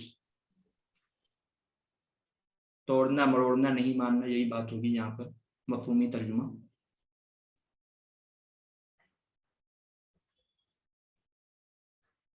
ठीक है, आगे चलें। सर मगर इसका मफहूम तो वाज़ेह है ना, disagreement, avoid disagreement and conflict among themselves, यानी वो उनके दरमियान जो डिसएग्रीमेंट होता है उसको अवॉइड करता है और कॉन्फ्लिक्ट को भी अवॉइड करता है। तो देखिए अगर अवॉइड करेगा तो इसका मतलब ये हो जाएगा वो एक वो हो जाएगा ना, मतलब इफेक्टिव टीम की कैरेक्टरिस्टिक्स ये मानी जाएंगी। जी सर, मुझे जी लगता है जी वही इसका है, सी ऑप्शन ठीक। एग्री होते हैं मतलब एक दूसरे की राय पे। ऑप्शन ई तो करेक्ट लग रहा है यहाँ पे। हाँ, जो अवॉइड है वो डिसएग्रीमेंट और कॉन्फ्लिक्ट दोनों के लिए है शायद। सर मुझे लगता है जैसे ऑप्शन डी यहाँ पे सही सर है। जैसे हम तो पढ़ते हैं ना वैसे यहाँ एंड अदर में। लेकिन एनटीए ने इसको ए ही कंसीडर किया है। मुझे भी इसका ए ही लग रहा है, क्योंकि हम लोग थोड़ा जो समझ रहे हैं वो सही से समझ नहीं पा रहे हैं, जबकि जब सर ने पहले में बताया था वो सही है, वही चीज सही है। वाइड डिसएग्रीमेंट एंड कॉन्फ्लिक्ट से यही समझ में आ रहा है कि इससे जो है जो टीम वर्क होता है उस पर इफेक्ट पड़ता है। ये एक जो हैबिट ऐसी है, ये अच्छी हैबिट नहीं मानी जाती है। बिल्कुल बिल्कुल, जैसे होता है ना, मैं इसका सिंपल से एग्जांपल वही देता हूँ, हम लोग जो क्लास वगैरह में एक्टिविटीज वगैरह करते हैं उसमें कुछ बच्चे ऐसे होते हैं कि नहीं होते हैं, अगर आप कुछ बोलो हंस के उड़ा देंगे, आपकी बात मानेंगे ही नहीं। तो बस बात वो यही हो रही है, मतलब झगड़ा करने लगते हैं। तो और एनटीए ने इसको ए ही माना है, तो लिहाजा हम इसको ए ही मानेंगे। सादिक सर अगर ऑप्शन देखिए अवॉइड डिस एग्रीमेंट मीन्स वो जो एग्रीमेंट करते हैं वो अवॉइड करता है उस चीज के साथ जिस चीज के लोग मुत्तफिक ही नहीं होते, यानी ये तो मुस्बत माना यहाँ देता है। और आगे भी कहता है अवॉइड कॉन्फ्लिक्ट, यानी करता है तो पॉजिटिव ऑप्शन में लगता है, लेकिन यहाँ तो मुस्बत माना देता है, लगता है ये भी ऑप्शन ठीक है, सी ऑप्शन। डी भी सर जैसे आपने बताया था ना कि अगर नफी नफी मिलकर इस बात होगा तो वही तो हो रहा है, अवॉइड भी है डिसएग्रीमेंट, तो नफी की तो रहा ही नहीं ना। यहाँ पे नहीं चलेगा नफी नफी जॉब हो रहे हैं, यहाँ पे डिसएग्रीमेंट के आगे एग्जाम्पल दिया गया था ना, तो उसी वजह से। एग्री हो रहे हैं वो। हाँ, यहाँ पे सीधे माना है कि वो एग्री हो रहे हैं और कॉन्फ्लिक्ट भी नहीं कर रहे हैं आपस में वो। डी ऑप्शन भी मुझे कैसा लग रहा है, मतलब करेक्ट नहीं लग रहा है डी ऑप्शन। सर थोड़ा ये है जो ऑप्शन ए है इसमें थोड़ा इनफॉर्मल आया है, तो इससे निज़ाम बिगड़ सकता है क्लास का, तो इसमें फॉर्मल होना चाहिए था, तो इस हिसाब से मुझे लग रहा है ये शायद ठीक नहीं है, तो ऑप्शन बी करेक्ट लग रहा है। चलिए इसको एक बार हम देखेंगे, लेकिन ये कि इसको एनटीए ने यही दिया, ए ही माना है, ठीक है।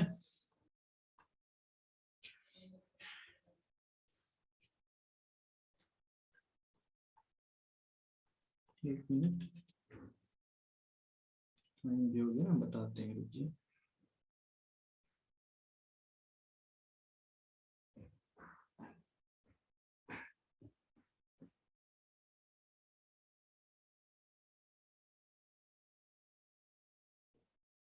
जी जी, इसको ए ही कंसीडर किया है, ठीक है। तो देखिए कुछ कुछ क्वेश्चन ऐसे होते हैं, तो उसमें क्या होता है कि जो हमारे एजुकेटर भी पढ़ाते हैं या तलवीर सिंह वगैरह, वो लोग यही कहते हैं कि अगर एनटीए ने ए ही माना तो आप लोग ए ही कंसीडर करो, क्योंकि अगर ये पीवाईक्यूज है ना, अगर ये रिपीट करेंगे तो आपको वही ऑप्शन देना होगा, आप उससे चैलेंज भी कर सकते हो, तो इसमें हम लोग नहीं कुछ कर सकते, ठीक है। एनटीए ने ए ही कंसीडर अगर किया है। वर्डिंग देखें तो नेगेटिव, क्योंकि अवॉइड नेगेटिव वर्ड है तो इसलिए भी हो सकता है शायद।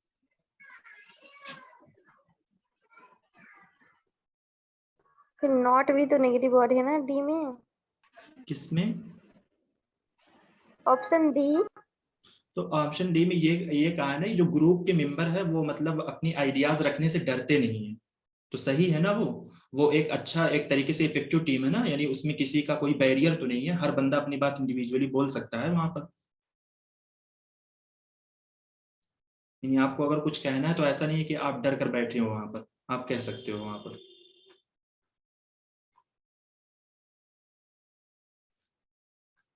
चलिए ठीक है, इस क्वेश्चन को देखते हैं। क्वेश्चन नंबर 20 जो है ये हमारा ये स्टेटमेंट का क्वेश्चन है। स्टेटमेंट 1 में ये कह रहे हैं, एबिलिटी ऑफ एन इंडिविजुअल और group implies the component of knowledge, skill and experience, ठीक है। ये कह रहे हैं कि जो मतलब इंडिविजुअल या ग्रुप की जो एबिलिटी, जो काबिलियत है, उसका जुज यही है कि यानी उस बंदे के अंदर नॉलेज है, स्किल है, या वो एक एक्सपीरियंस बंदा है। स्टेटमेंट 2 में ये कह रहे हैं, विलिंगनेस ऑफ एन इंडिविजुअल और group implies the component of confidence, commitment and motivation. तो यही सेकंड वाले में भी वो ये कह रहे हैं कि इंडिविजुअल यानी कोई भी इंडिविजुअल बंदा या कोई ग्रुप है, अगर वो विलिंग है यानी कुछ करना चाहे, तो उसके अंदर कुछ शौक है, कुछ खुद मुख्तारियत है, तो इसका मफहूम या जुज हम निकालेंगे कि यानी वो बंदा बिल्कुल क्या कॉन्फिडेंस है, ठीक है, एक तरीके से मोटिवेट है उस काम को करने के लिए।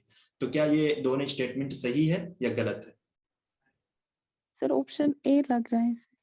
जी जी बिल्कुल बिल्कुल, देखिए एक पॉजिटिव वे में बात लिखी हुई है ना, तो इसका जो सही आंसर होगा वो ऑप्शन नंबर ए ही होगा।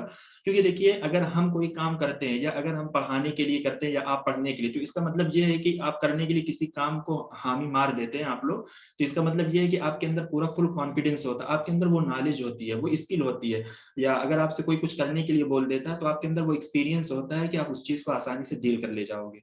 तो वो यही है, वो उसकी काबिलियत होती है कि बंदे के पास नॉलेज होगा, स्किल होगी, एक्सपीरियंस होगा, तभी वो अपनी काबिलियत से इन कामों को कर ले जाएगा, ठीक है।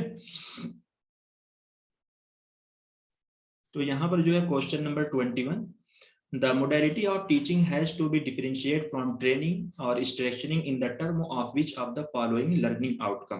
तो ये कह रहे हैं कि टीचिंग का जो तरीका है वो ट्रेनिंग या मतलब स्ट्रक्चरिंग जो होता है उससे डिफरेंस होता है, कौन से फॉलोइंग लर्निंग आउटकम के डोमेन में।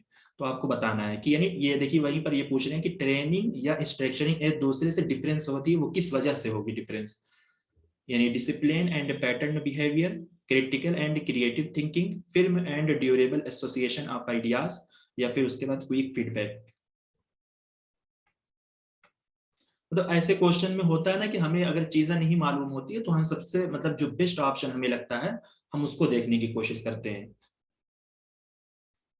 सर ऑप्शन बी, जी जी क्रिटिकल एंड देखिए हाँ, क्रिएटिव। ये बिल्कुल सही आंसर है ऑप्शन नंबर बी, क्योंकि देखिए एक ट्रेनिंग होती है, एक हमारा इंस्ट्रक्शन होता है, ठीक है। तो जैसे इंस्ट्रक्शन जो होता है इसको हम मान सकते हैं ये हमारा क्या है, ये हमारा टीचर हो गया, और ट्रेनिंग जो होती है ट्रेनिंग किसी एक स्पेसिफिक चीज की ट्रेनिंग होती है। टीचर ट्रेनर नहीं होता है, ठीक है। टीचर आपको क्या करेगा, ओवरऑल आपके अंदर डेवलपमेंट लाएगा, आपको नॉलेज देगा। लिहाजा अगर आप देखें, अगर टीचर ही आपको डेवलप करता है तो क्या किस लिए बीएड कराया जाता है? बीएड की लोग ट्रेनिंग लेते हैं, टीचर बनता है बंदा, बीएड करता है, उसको बाकायदा एक पर्पस 6 महीने के लिए एक सेमेस्टर पूरी उसकी ट्रेनिंग दी जाती है, ठीक है। तो देखिए टीचर हमें क्या करेगा, हमारे अंदर क्रिटिकल चीजें ला सकता है, ठीक है, लेकिन क्रिएटिव थिंकिंग हम कैसे बनाएंगे, जब तक हम किसी चीज की ट्रेनिंग नहीं लेंगे। इसका सबसे अच्छा एग्जांपल है, हमने एमबीबीएस कर लिया, मेडिकल की पढ़ाई कर ली, लेकिन अगर हम उसकी ट्रेनिंग नहीं लेंगे, उसका मतलब हम एक तरीके से प्रैक्टिस नहीं करेंगे, तो हमारे अंदर कोई क्रिएटिव थिंकिंग आ ही नहीं सकती कि हमें ऑपरेशन कैसे करना है, हमें सुई कैसे लगाना है, हमें जो पट्टी वगैरह होती है भी दीगर सारी चीजें होती है उसके अंदर। मेडिकल तो पूरा प्रैक्टिकल पर ही बेस है। तो बिल्कुल वही है कि ट्रेनिंग और इंस्ट्रक्शन ये दोनों एक दूसरे से डिफरेंस होती है। इसको भी बहुत घुमा घुमा कर क्वेश्चन पूछते हैं, क्या ट्रेनिंग या इंस्ट्रक्शनिंग एक है? तो लोग को बहुत ज्यादा कंफ्यूजन होने लगती है कि टीचर पढ़ाता है तो टीचर हमें ट्रेन करता है। ट्रेनर अलग होता है, टीचिंग एक अलग है और ट्रेनिंग एक अलग है। आप गाड़ी की ट्रेनिंग अलग लेते हो, ट्रेनर से लेते हो, तो हाँ वो उसको आप अपने लिहाज से टीचर मान सकते हो, लेकिन जो हमारा टीचर होता है, जो इंस्ट्रक्शन का जो लफ्ज दलालत करता है इस टीचिंग के हमारे सिलेबस में, तो उसका ये मतलब होता है कि टीचर हमें ओवरऑल नॉलेज देता है, हमारी पर्सनालिटी को डेवलप करता है, ठीक है। चलिए एक क्वेश्चन कर लेते हैं, question number 22, which of the given learner characteristics are associated with field dependent learner, ठीक है। इससे पहले एक क्वेश्चन आया था तो उसके अंदर हमने पढ़ा था कि फील्ड इंडिपेंडेंट लर्नर कौन से हैं, यहाँ पर है फील्ड डिपेंडेंट लर्नर पूछा गया है, ठीक है। तो फील्ड डिपेंडेंट लर्नर हमने पढ़ा था ये वो लर्नर होते हैं जिनका पूरा फोकस टीचर पे होता है, ठीक है, यानी वो टीचर से सीखते हैं। तो इसको होलिस्टिक या विजुअल लर्निंग स्टाइल भी बोलते हैं, तो ये भी इसको आप लोग नोट कर ले। देखिए इसका सबसे अच्छा तरीका ये है कि फील्ड इंडिपेंडेंट लर्नर की जो खुसूसियात यहाँ पर लिखी हुई हैं, ठीक है, तो उसको आप अपने कॉपी पर इसी खुसूसियात को उतार लीजिए और फील्ड डिपेंडेंट लर्नर की जो लिखी हुई है उसको निकालकर आप अपनी कॉपी पर फील्ड डिपेंडेंट लर्नर का कॉलम बनाकर वहां पर लिख लीजिए, क्योंकि इन्हीं सबसे ना घुमा घुमा कर ये लफ्ज निकाल कर ये पीवाईक्यूज का जो क्वेश्चन होता है ऐसे ही क्वेश्चन घूम घूम कर बनाया जाता है। तो पीवाईक्यूज करने का तरीका यही है कि जो चीजें घूम घूम कर आती है तो उसको हमें निकाल कर डिफरेंशिएट कर लेना चाहिए, अलग कर लेना चाहिए। वो उससे क्या है कि हमें रिवीजन करने में बहुत आसानी होती है और हमारे पास मवाद भी हो जाता है। तो आप लोग बताएंगे ये कौन सा सही हो सकता है। ये देखिए क्या है कि focusing on fact and principle, क्या ये डिपेंडेंट लर्नर जो होते हैं इनका फोकस होता है मतलब ये फैक्ट एंड प्रिंसिपल पर। सेकंड क्या, relating concept to personal experience, क्या ये मतलब पर्सनल एक्सपीरियंस से चीजों को रिलेट करके कंसेप्ट को क्लियर कर सकते हैं। 3 क्या, formal interaction with teacher related to task at hand, ठीक है, यहाँ पर लफ्ज देखिए टास्क एट हैंड दिया हुआ है, ठीक है, ये लफ्ज से खेला है बंदा यहाँ पर। फिर उसके बाद क्या, preparing to compete rather than cooperate, तो वहां पर भी 2 लफ्ज आया था, मैंने आपको तभी वहां पर भी बताया था कि एक कॉम्पिटी होता है एक कॉपरेट होता है। मैंने ये भी बताया था कि कॉम्पिटी लफ्ज किसके साथ खास है, क्या ये लर्नर जो होते हैं वो कॉपरेट के बजाय कॉम्पिटी होते हैं, या फिर उसके बाद इसी को उल्टा करके लिख दिया preparing to cooperate rather than compete, क्या फील्ड डिपेंडेंट लर्नर जो होते हैं वो कॉम्पिटी यानी कंप्लीट होने के बजाय ये कॉपरेट होते हैं। Perceiving global aspect of concept on and material, क्या ये डिपेंडेंट लर्नर जो होते हैं इनकी मतलब जो चीजें होती हैं ग्लोबल एस्पेक्ट में ये बात करते हैं कंसेप्ट एंड मटेरियल की जो सीखते हैं, तो ये क्या हो सकता है आपके लिए, इसमें सही आंसर क्या है।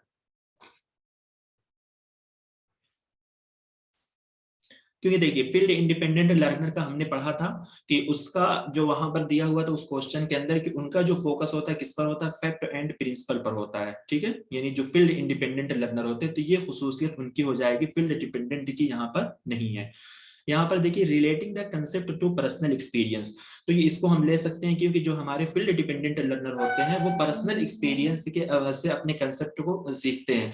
एग्जांपल के तौर पर अभी हमारा ही जो एग्जाम हो रहा है, ठीक है, नेट का एग्जाम में अगर हमें उसके अंदर नाकामी मिलती है तो हमें समझ में आ जाता है कि हमारी कमी क्या थी, हमने किस चीज को नहीं पढ़ा, तो वो एक हमारा एक्सपीरियंस हो जाता है ना कि हमने एक बार एग्जाम दे दिया, हमें इसका एक्सपीरियंस है कि हमें कैसे पढ़ना है कैसे नहीं पढ़ना है, तो उससे हम जरूर सीखेंगे, ठीक है।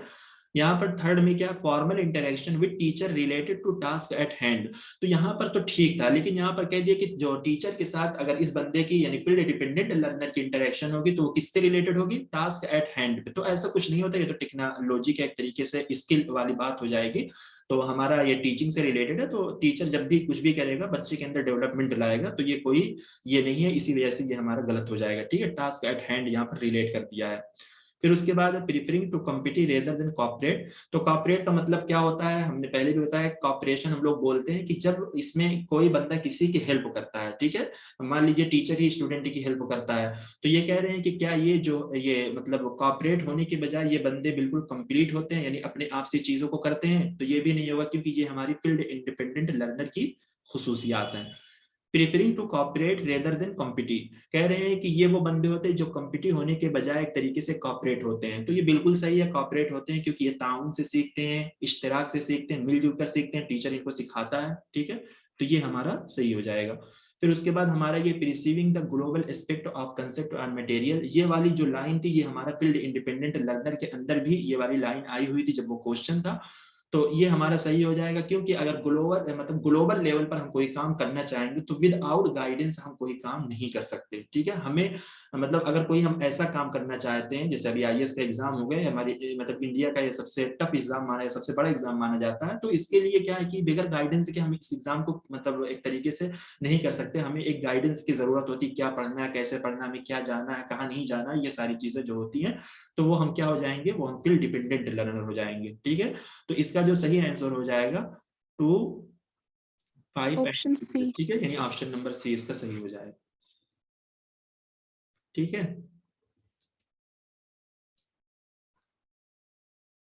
हाँ देखिए, एक क्वेश्चन है हमारा, क्वेश्चन नंबर 23, ठीक है। स्टेटमेंट 1 क्या है, tutorials, group discussion and question answer session और dialogic and a part of direct teaching method, ठीक है। तो देखिए, एक हमारा होता है डायरेक्ट टीचिंग मेथड, एक होता है हमारा इनडायरेक्ट टीचिंग मेथड। इसको याद कर लें, क्योंकि टीचिंग में इससे बहुत सारे क्वेश्चन आते हैं।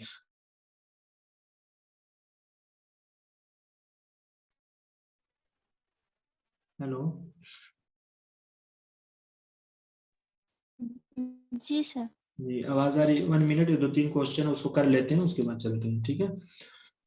तो ये जो हमारा है, ये पूछ रहे हैं एक डायरेक्ट टीचिंग मेथड, ठीक है। जो हमारा डायरेक्ट टीचिंग मेथड होता है, इसका सिंपल सा जो तरीका है, बस डायरेक्ट टीचिंग मेथड कहीं पर भी लिख के आ जाए तो आपके जहन में क्या होना चाहिए, ये क्या है, ये टीचर सेंटर है, यानी इसमें सबसे ज्यादा जो रोल होगा वो टीचर को होगा, ठीक है। फिर उसके बाद यहाँ पर दिया project work, laboratory work, simulation and role playing are action based and a part of indirect teaching method. Indirect teaching method जहां पर भी आ जाए, इसका सबसे सिंपल सा तरीका आपके जहन में आना चाहिए, ये हमारा क्या है, लर्नर सेंटर, ठीक है। कंफ्यूज बिल्कुल नहीं होना। इनडायरेक्ट, देखो डायरेक्ट जो होगा वो टीचर होगा, लर्नर कभी भी डायरेक्ट नहीं हो सकता, क्योंकि लर्नर किसी के थ्रू कुछ काम करता है, ठीक है। तो जाहिर सी बात है, जो चीज किसी के थ्रू होगी वो हमारे क्या होगी, इनडायरेक्ट होगी, यानी किसी के इन होकर हम आ रहे हैं, ठीक है, किसी के थ्रू होकर हम आ रहे हैं, ठीक है। तो ये हमारा क्या हो जाएगा, लर्नर सेंटर हो जाएगा। तो लिहाजा ये क्वेश्चन कह क्या रहे हैं, tutorial, group discussion and question answer session और डायलॉजिक अ पार्ट यहाँ पर पूछा है, ठीक है। यहाँ पर ये नहीं कहा है कि ये डायरेक्ट टीचिंग मेथड है, यहाँ पर कहा है कि ये डायरेक्ट टीचिंग मेथड के पार्ट हैं। तो देखिए, यहाँ डायलॉजिक भी दिया है, तो डायलॉजिक हमने कहा था कि डायलॉजिक एक ऐसी टीचिंग होती है, और डायलॉजिक जो हमारी होती है ये स्टूडेंट सेंटर होती है, ठीक है। डायलॉजिक जो हमारी होती है ये हमारी स्टूडेंट सेंटर होती है। तो इसमें क्या होता है, डायलॉजिक का मतलब क्या है कि जहां पर टीचर और स्टूडेंट के दरमियान क्या हो रहा है, डायलॉग चल रहा हो, ठीक है। तो देखिए, टीचर क्या होता है, टीचिंग हमारी जो होती है हमेशा वन वे होती है। टीचर सेंटर जो भी चीज होगी, टीचर हमें क्या करेगा, एक तरीके से हमें आकर लेक्चर डिलीवर कर देगा, ठीक है, तो उसका वन वे है। टीचर प्रेजेंटेशन देगा, ये भी उसका क्या वन वे है। तो इसमें कुछ नहीं हो रहा है कि टीचर हमसे कुछ कर रहा है। हाँ, डायलॉजिक के पार्ट यही है कि डायलॉजिक के अंदर हमारा ट्यूटोरियल आ जाएगा, ठीक है, ग्रुप डिस्कशन आ जाएंगे, क्वेश्चन आंसर सेशन आ जाएंगे। तो ये वही कह रहे हैं कि tutorial, group discussion and question answer session are dialogic and part of direct teaching method. तो ये कह रहे हैं कि डायरेक्ट टीचिंग मेथड के एक पार्ट है। तो हम कह सकते हैं कि डायलॉजिक जो हमारी होती है उसके अंदर हमारा ट्यूटोरियल आ जाता है, उसके अंदर हमारा ग्रुप डिस्कशन आ जाता है, उसके अंदर हमारा क्वेश्चन आंसर सेशन आ जाता है। वो इस वजह से आ जाता है क्योंकि डायलॉजिक जो टीचिंग होती है वो स्टूडेंट और टीचर के बीच में होती है। लिहाजा अगर हम देखेंगे ग्रुप डिस्कशन के अंदर भी टीचर स्टूडेंट आ जाएंगे, क्वेश्चन आंसर सेशन जो होगा, क्वेश्चन टीचर करता है, आंसर क्या देते हैं, स्टूडेंट देते हैं, ठीक है।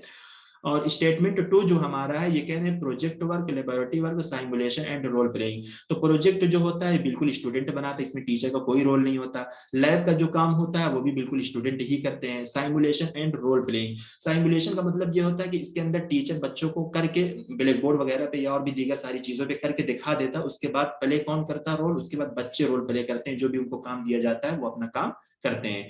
तो ये कह रहे हैं कि action based and a part of indirect teaching method. तो ये सारे हिस्से जो हैं इसको आप लोग अपनी कॉपी पे अलग करके जरूर लिख लें। Project, laboratory work, simulation and role playing, ये सारे जो हमारे हैं ये इनडायरेक्ट टीचिंग मेथड है, यानी ये स्टूडेंट सेंटर है। ठीक है, इसका मैंने अलग से यहाँ पर लिख दिया है, आप लोग इसको जरूर नोट कर लें, इससे बहुत फायदा आपको होगा। ठीक है, ये है क्या डायरेक्ट टीचिंग मेथड, यानी जो हमारा होता है ये हमारा टीचर सेंटर होता है, जिसके अंदर टीचर सेंटर का मतलब यानी टीचर हमें क्या देगा, प्रेजेंटेशन देगा। लेक्चर मेथड होता है। डेमोन्स्ट्रेशन मेथड, डेमोन्स्ट्रेशन मेथड क्या होता है, जो टीचर हमें कोई काम करके दिखाता है, बताता है। जैसे अभी टीचर हमें कुछ पढ़ा रहा है, कोई थ्योरी है, किसी जानवर के बारे में बताना है, तो हम लोग नहीं समझ पा रहे तो टीचर हमें क्या करता है, खड़ा होकर ब्लैक बोर्ड पे हमें उससे करके बताता है कि देखो ये इस तरीके से होता है, ये चीज ऐसे होती है, ये चीज ऐसे होती है, इस तरीके से। तो इसको बोलते हैं डेमोन्स्ट्रेशन, यानी डेमो करके दिखाना। ठीक है, जैसे डेमो बोलते हैं ना, तो डेमोन्स्ट्रेशन मेथड जो भी होता है ये टीचर सेंटर होता है, क्योंकि टीचर हमें डेमो करके दिखाता है। टीम टीचिंग होती है। टीम टीचिंग एक ऐसी टीचिंग होती है जहां पर 3 टीचर एक ही साथ पढ़ाते हैं। ठीक है, ये तो हमारे यहाँ इंडिया में नहीं होता, लेकिन हो सकता है कहीं कहीं होती होगी। तो ये बहरहाल ये टीचर सेंटर ही है। इंस्ट्रक्शन जो होता है ये भी टीचर के साथ खास होता है। टीवी वीडियो प्रेजेंटेशन, ठीक है, प्रेजेंटेशन का जहां पर भी लफ्ज आएगा ना वो मिला जुला कर टीचर सेंटर ही होगा। ठीक है, ट्यूटोरियल, ट्यूटोरियल जो होती है ये 1 to 1 होती है। इसकी सबसे अच्छी एग्जांपल वही है जैसे हम लोग किसी को ट्यूशन पढ़ाते हैं घर घर जाकर। ठीक है, जब कोई छोटा सा स्मॉल ग्रुप है तो ट्यूटोरियल जो होगा ये भी हमारा टीचर सेंटर मेथड के अंदर आएगा। ठीक है, जिसको हम डायरेक्ट मेथड ऑफ टीचिंग बोलते हैं। इनडायरेक्ट मेथड ऑफ टीचिंग क्या होती है, जिसको हम लोग स्टूडेंट सेंटर बोलते हैं। ठीक है, जिसके अंदर हमारे आ जाते हैं असाइनमेंट आ जाएंगे, प्रोजेक्ट वर्क आ जाते हैं। ह्यूरिस्टिक मेथड, ह्यूरिस्टिक मेथड का मतलब इसके सबसे अच्छी एग्जांपल है जिसको हम लोग बोलते हैं रिफ्लेक्टिव लेवल ऑफ टीचिंग। यहाँ पर बंदा क्या करता है, अपने प्रॉब्लम का सॉल्यूशन खुद ही निकालता है। ठीक है, उसी को बोलते हैं ह्यूरिस्टिक मेथड। तो ये भी क्या होगा, हमारा स्टूडेंट सेंटर होता है। साइमुलेशन एंड रोल प्लेइंग ये भी क्वेश्चन में था, ये भी स्टूडेंट सेंटर है। लेबोरेटरी वर्क जो है ये भी स्टूडेंट सेंटर है। साइबरनेटिक, ठीक है, साइबरनेटिक ये वही होता है जिसके अंदर बंदा काम करता है। ठीक है, इसके अंदर बंदे को फीडबैक भी दी जाती है, यानी इसके अंदर भी वही होता है कि अगर कोई प्रॉब्लम होती है, इस प्रॉब्लम का सॉल्यूशन स्टूडेंट खुद से करते हैं। ठीक है, और इनको इस पर क्या मिलती है, फीडबैक दी जाती है। तो इन सब से क्वेश्चन आ चुका है। ठीक है, तो ये साइबरनेटिक जो है ये भी हमारा इनडायरेक्ट टीचिंग ऑफ मेथड है, यानी स्टूडेंट सेंटर है।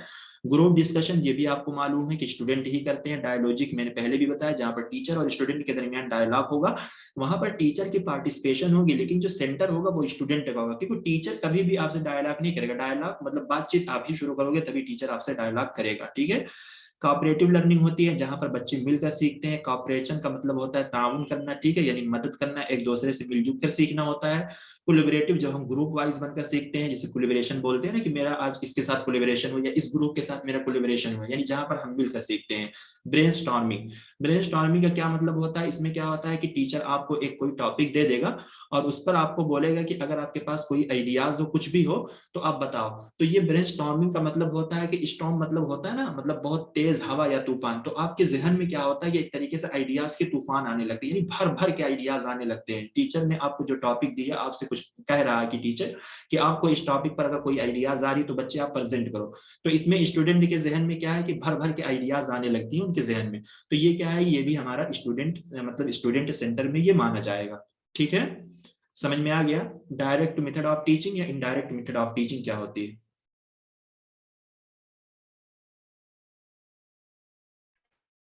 जी सर, आ गया समझ। ठीक है, सर आ गया समझ। चलिए ठीक है, ये है सर ये ट्यूटोरियल में ये जी जी बोलिए, आवाज सर ये ट्यूटोरियल मेथड जो है ये स्टूडेंट सेंट्रिक में नहीं आ सकता।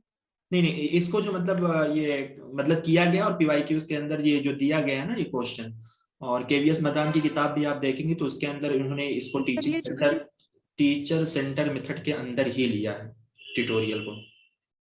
हाँ, जो डायलॉजिक का क्वेश्चन पार्ट नहीं, डायलॉजिक का पार्ट आप ले सकते हैं ट्यूटोरियल में। ठीक है, डायलॉजिक का पार्ट आप ले सकते हैं, लेकिन इसको जो सेंटर दिया गया है वो टीचर सेंटर मेथड ही लिया गया और पीवाईक्यूज के अंदर भी दिया गया है।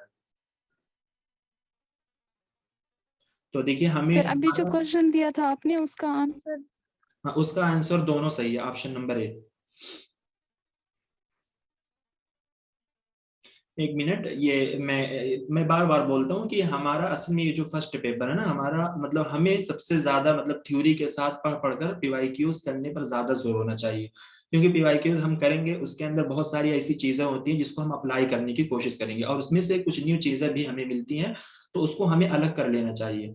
अलग करने से क्या होता है कि उससे रिलेटेड या उस जैसा कोई क्वेश्चन आता है तो उसमें लफ्ज की हेरा फेरी होती है, तो हम समझ जाते हैं कि यहाँ पर मतलब बात तो वही कही जा रही है लेकिन लफ्ज का दूसरा इस्तेमाल है। ठीक है, तो यहाँ पर इनडायरेक्ट मेथड ऑफ टीचिंग, इसको मिला जुला कर अगर आप देखेंगे, आप लोग पीवाईक्यूज करेंगे तो यही सारे लफ्ज घूम घूम कर आएंगे उसके अंदर। तो बस वही है कि आप अलग करके लिख लें, आपके रिवीजन में ये सारी चीजें आती रहेंगी तो आपके लिए आसानी होगी।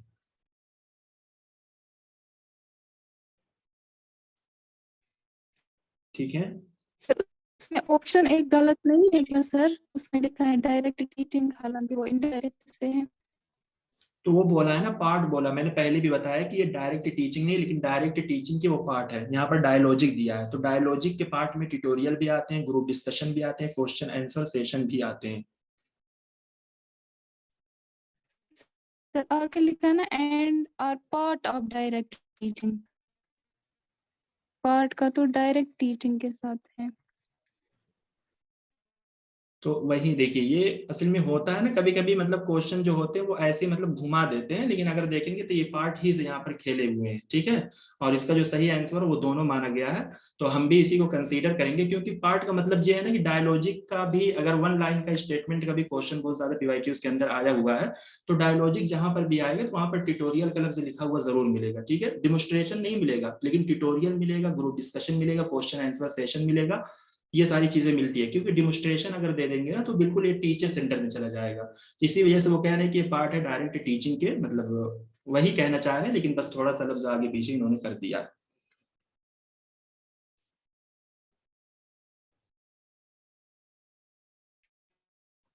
लेकिन ठीक है इसका जो सर, सही आंसर माना गया वो ठीक ऑप्शन नंबर ए ही माना गया है। ठीक है, ठीक है सर।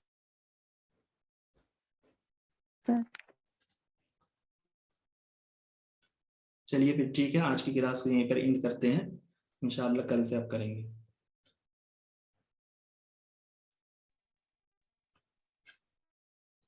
क्लास समझ में आ रही है ना आप लोगों को?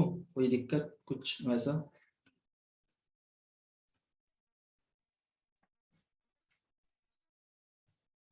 अच्छा, इसकी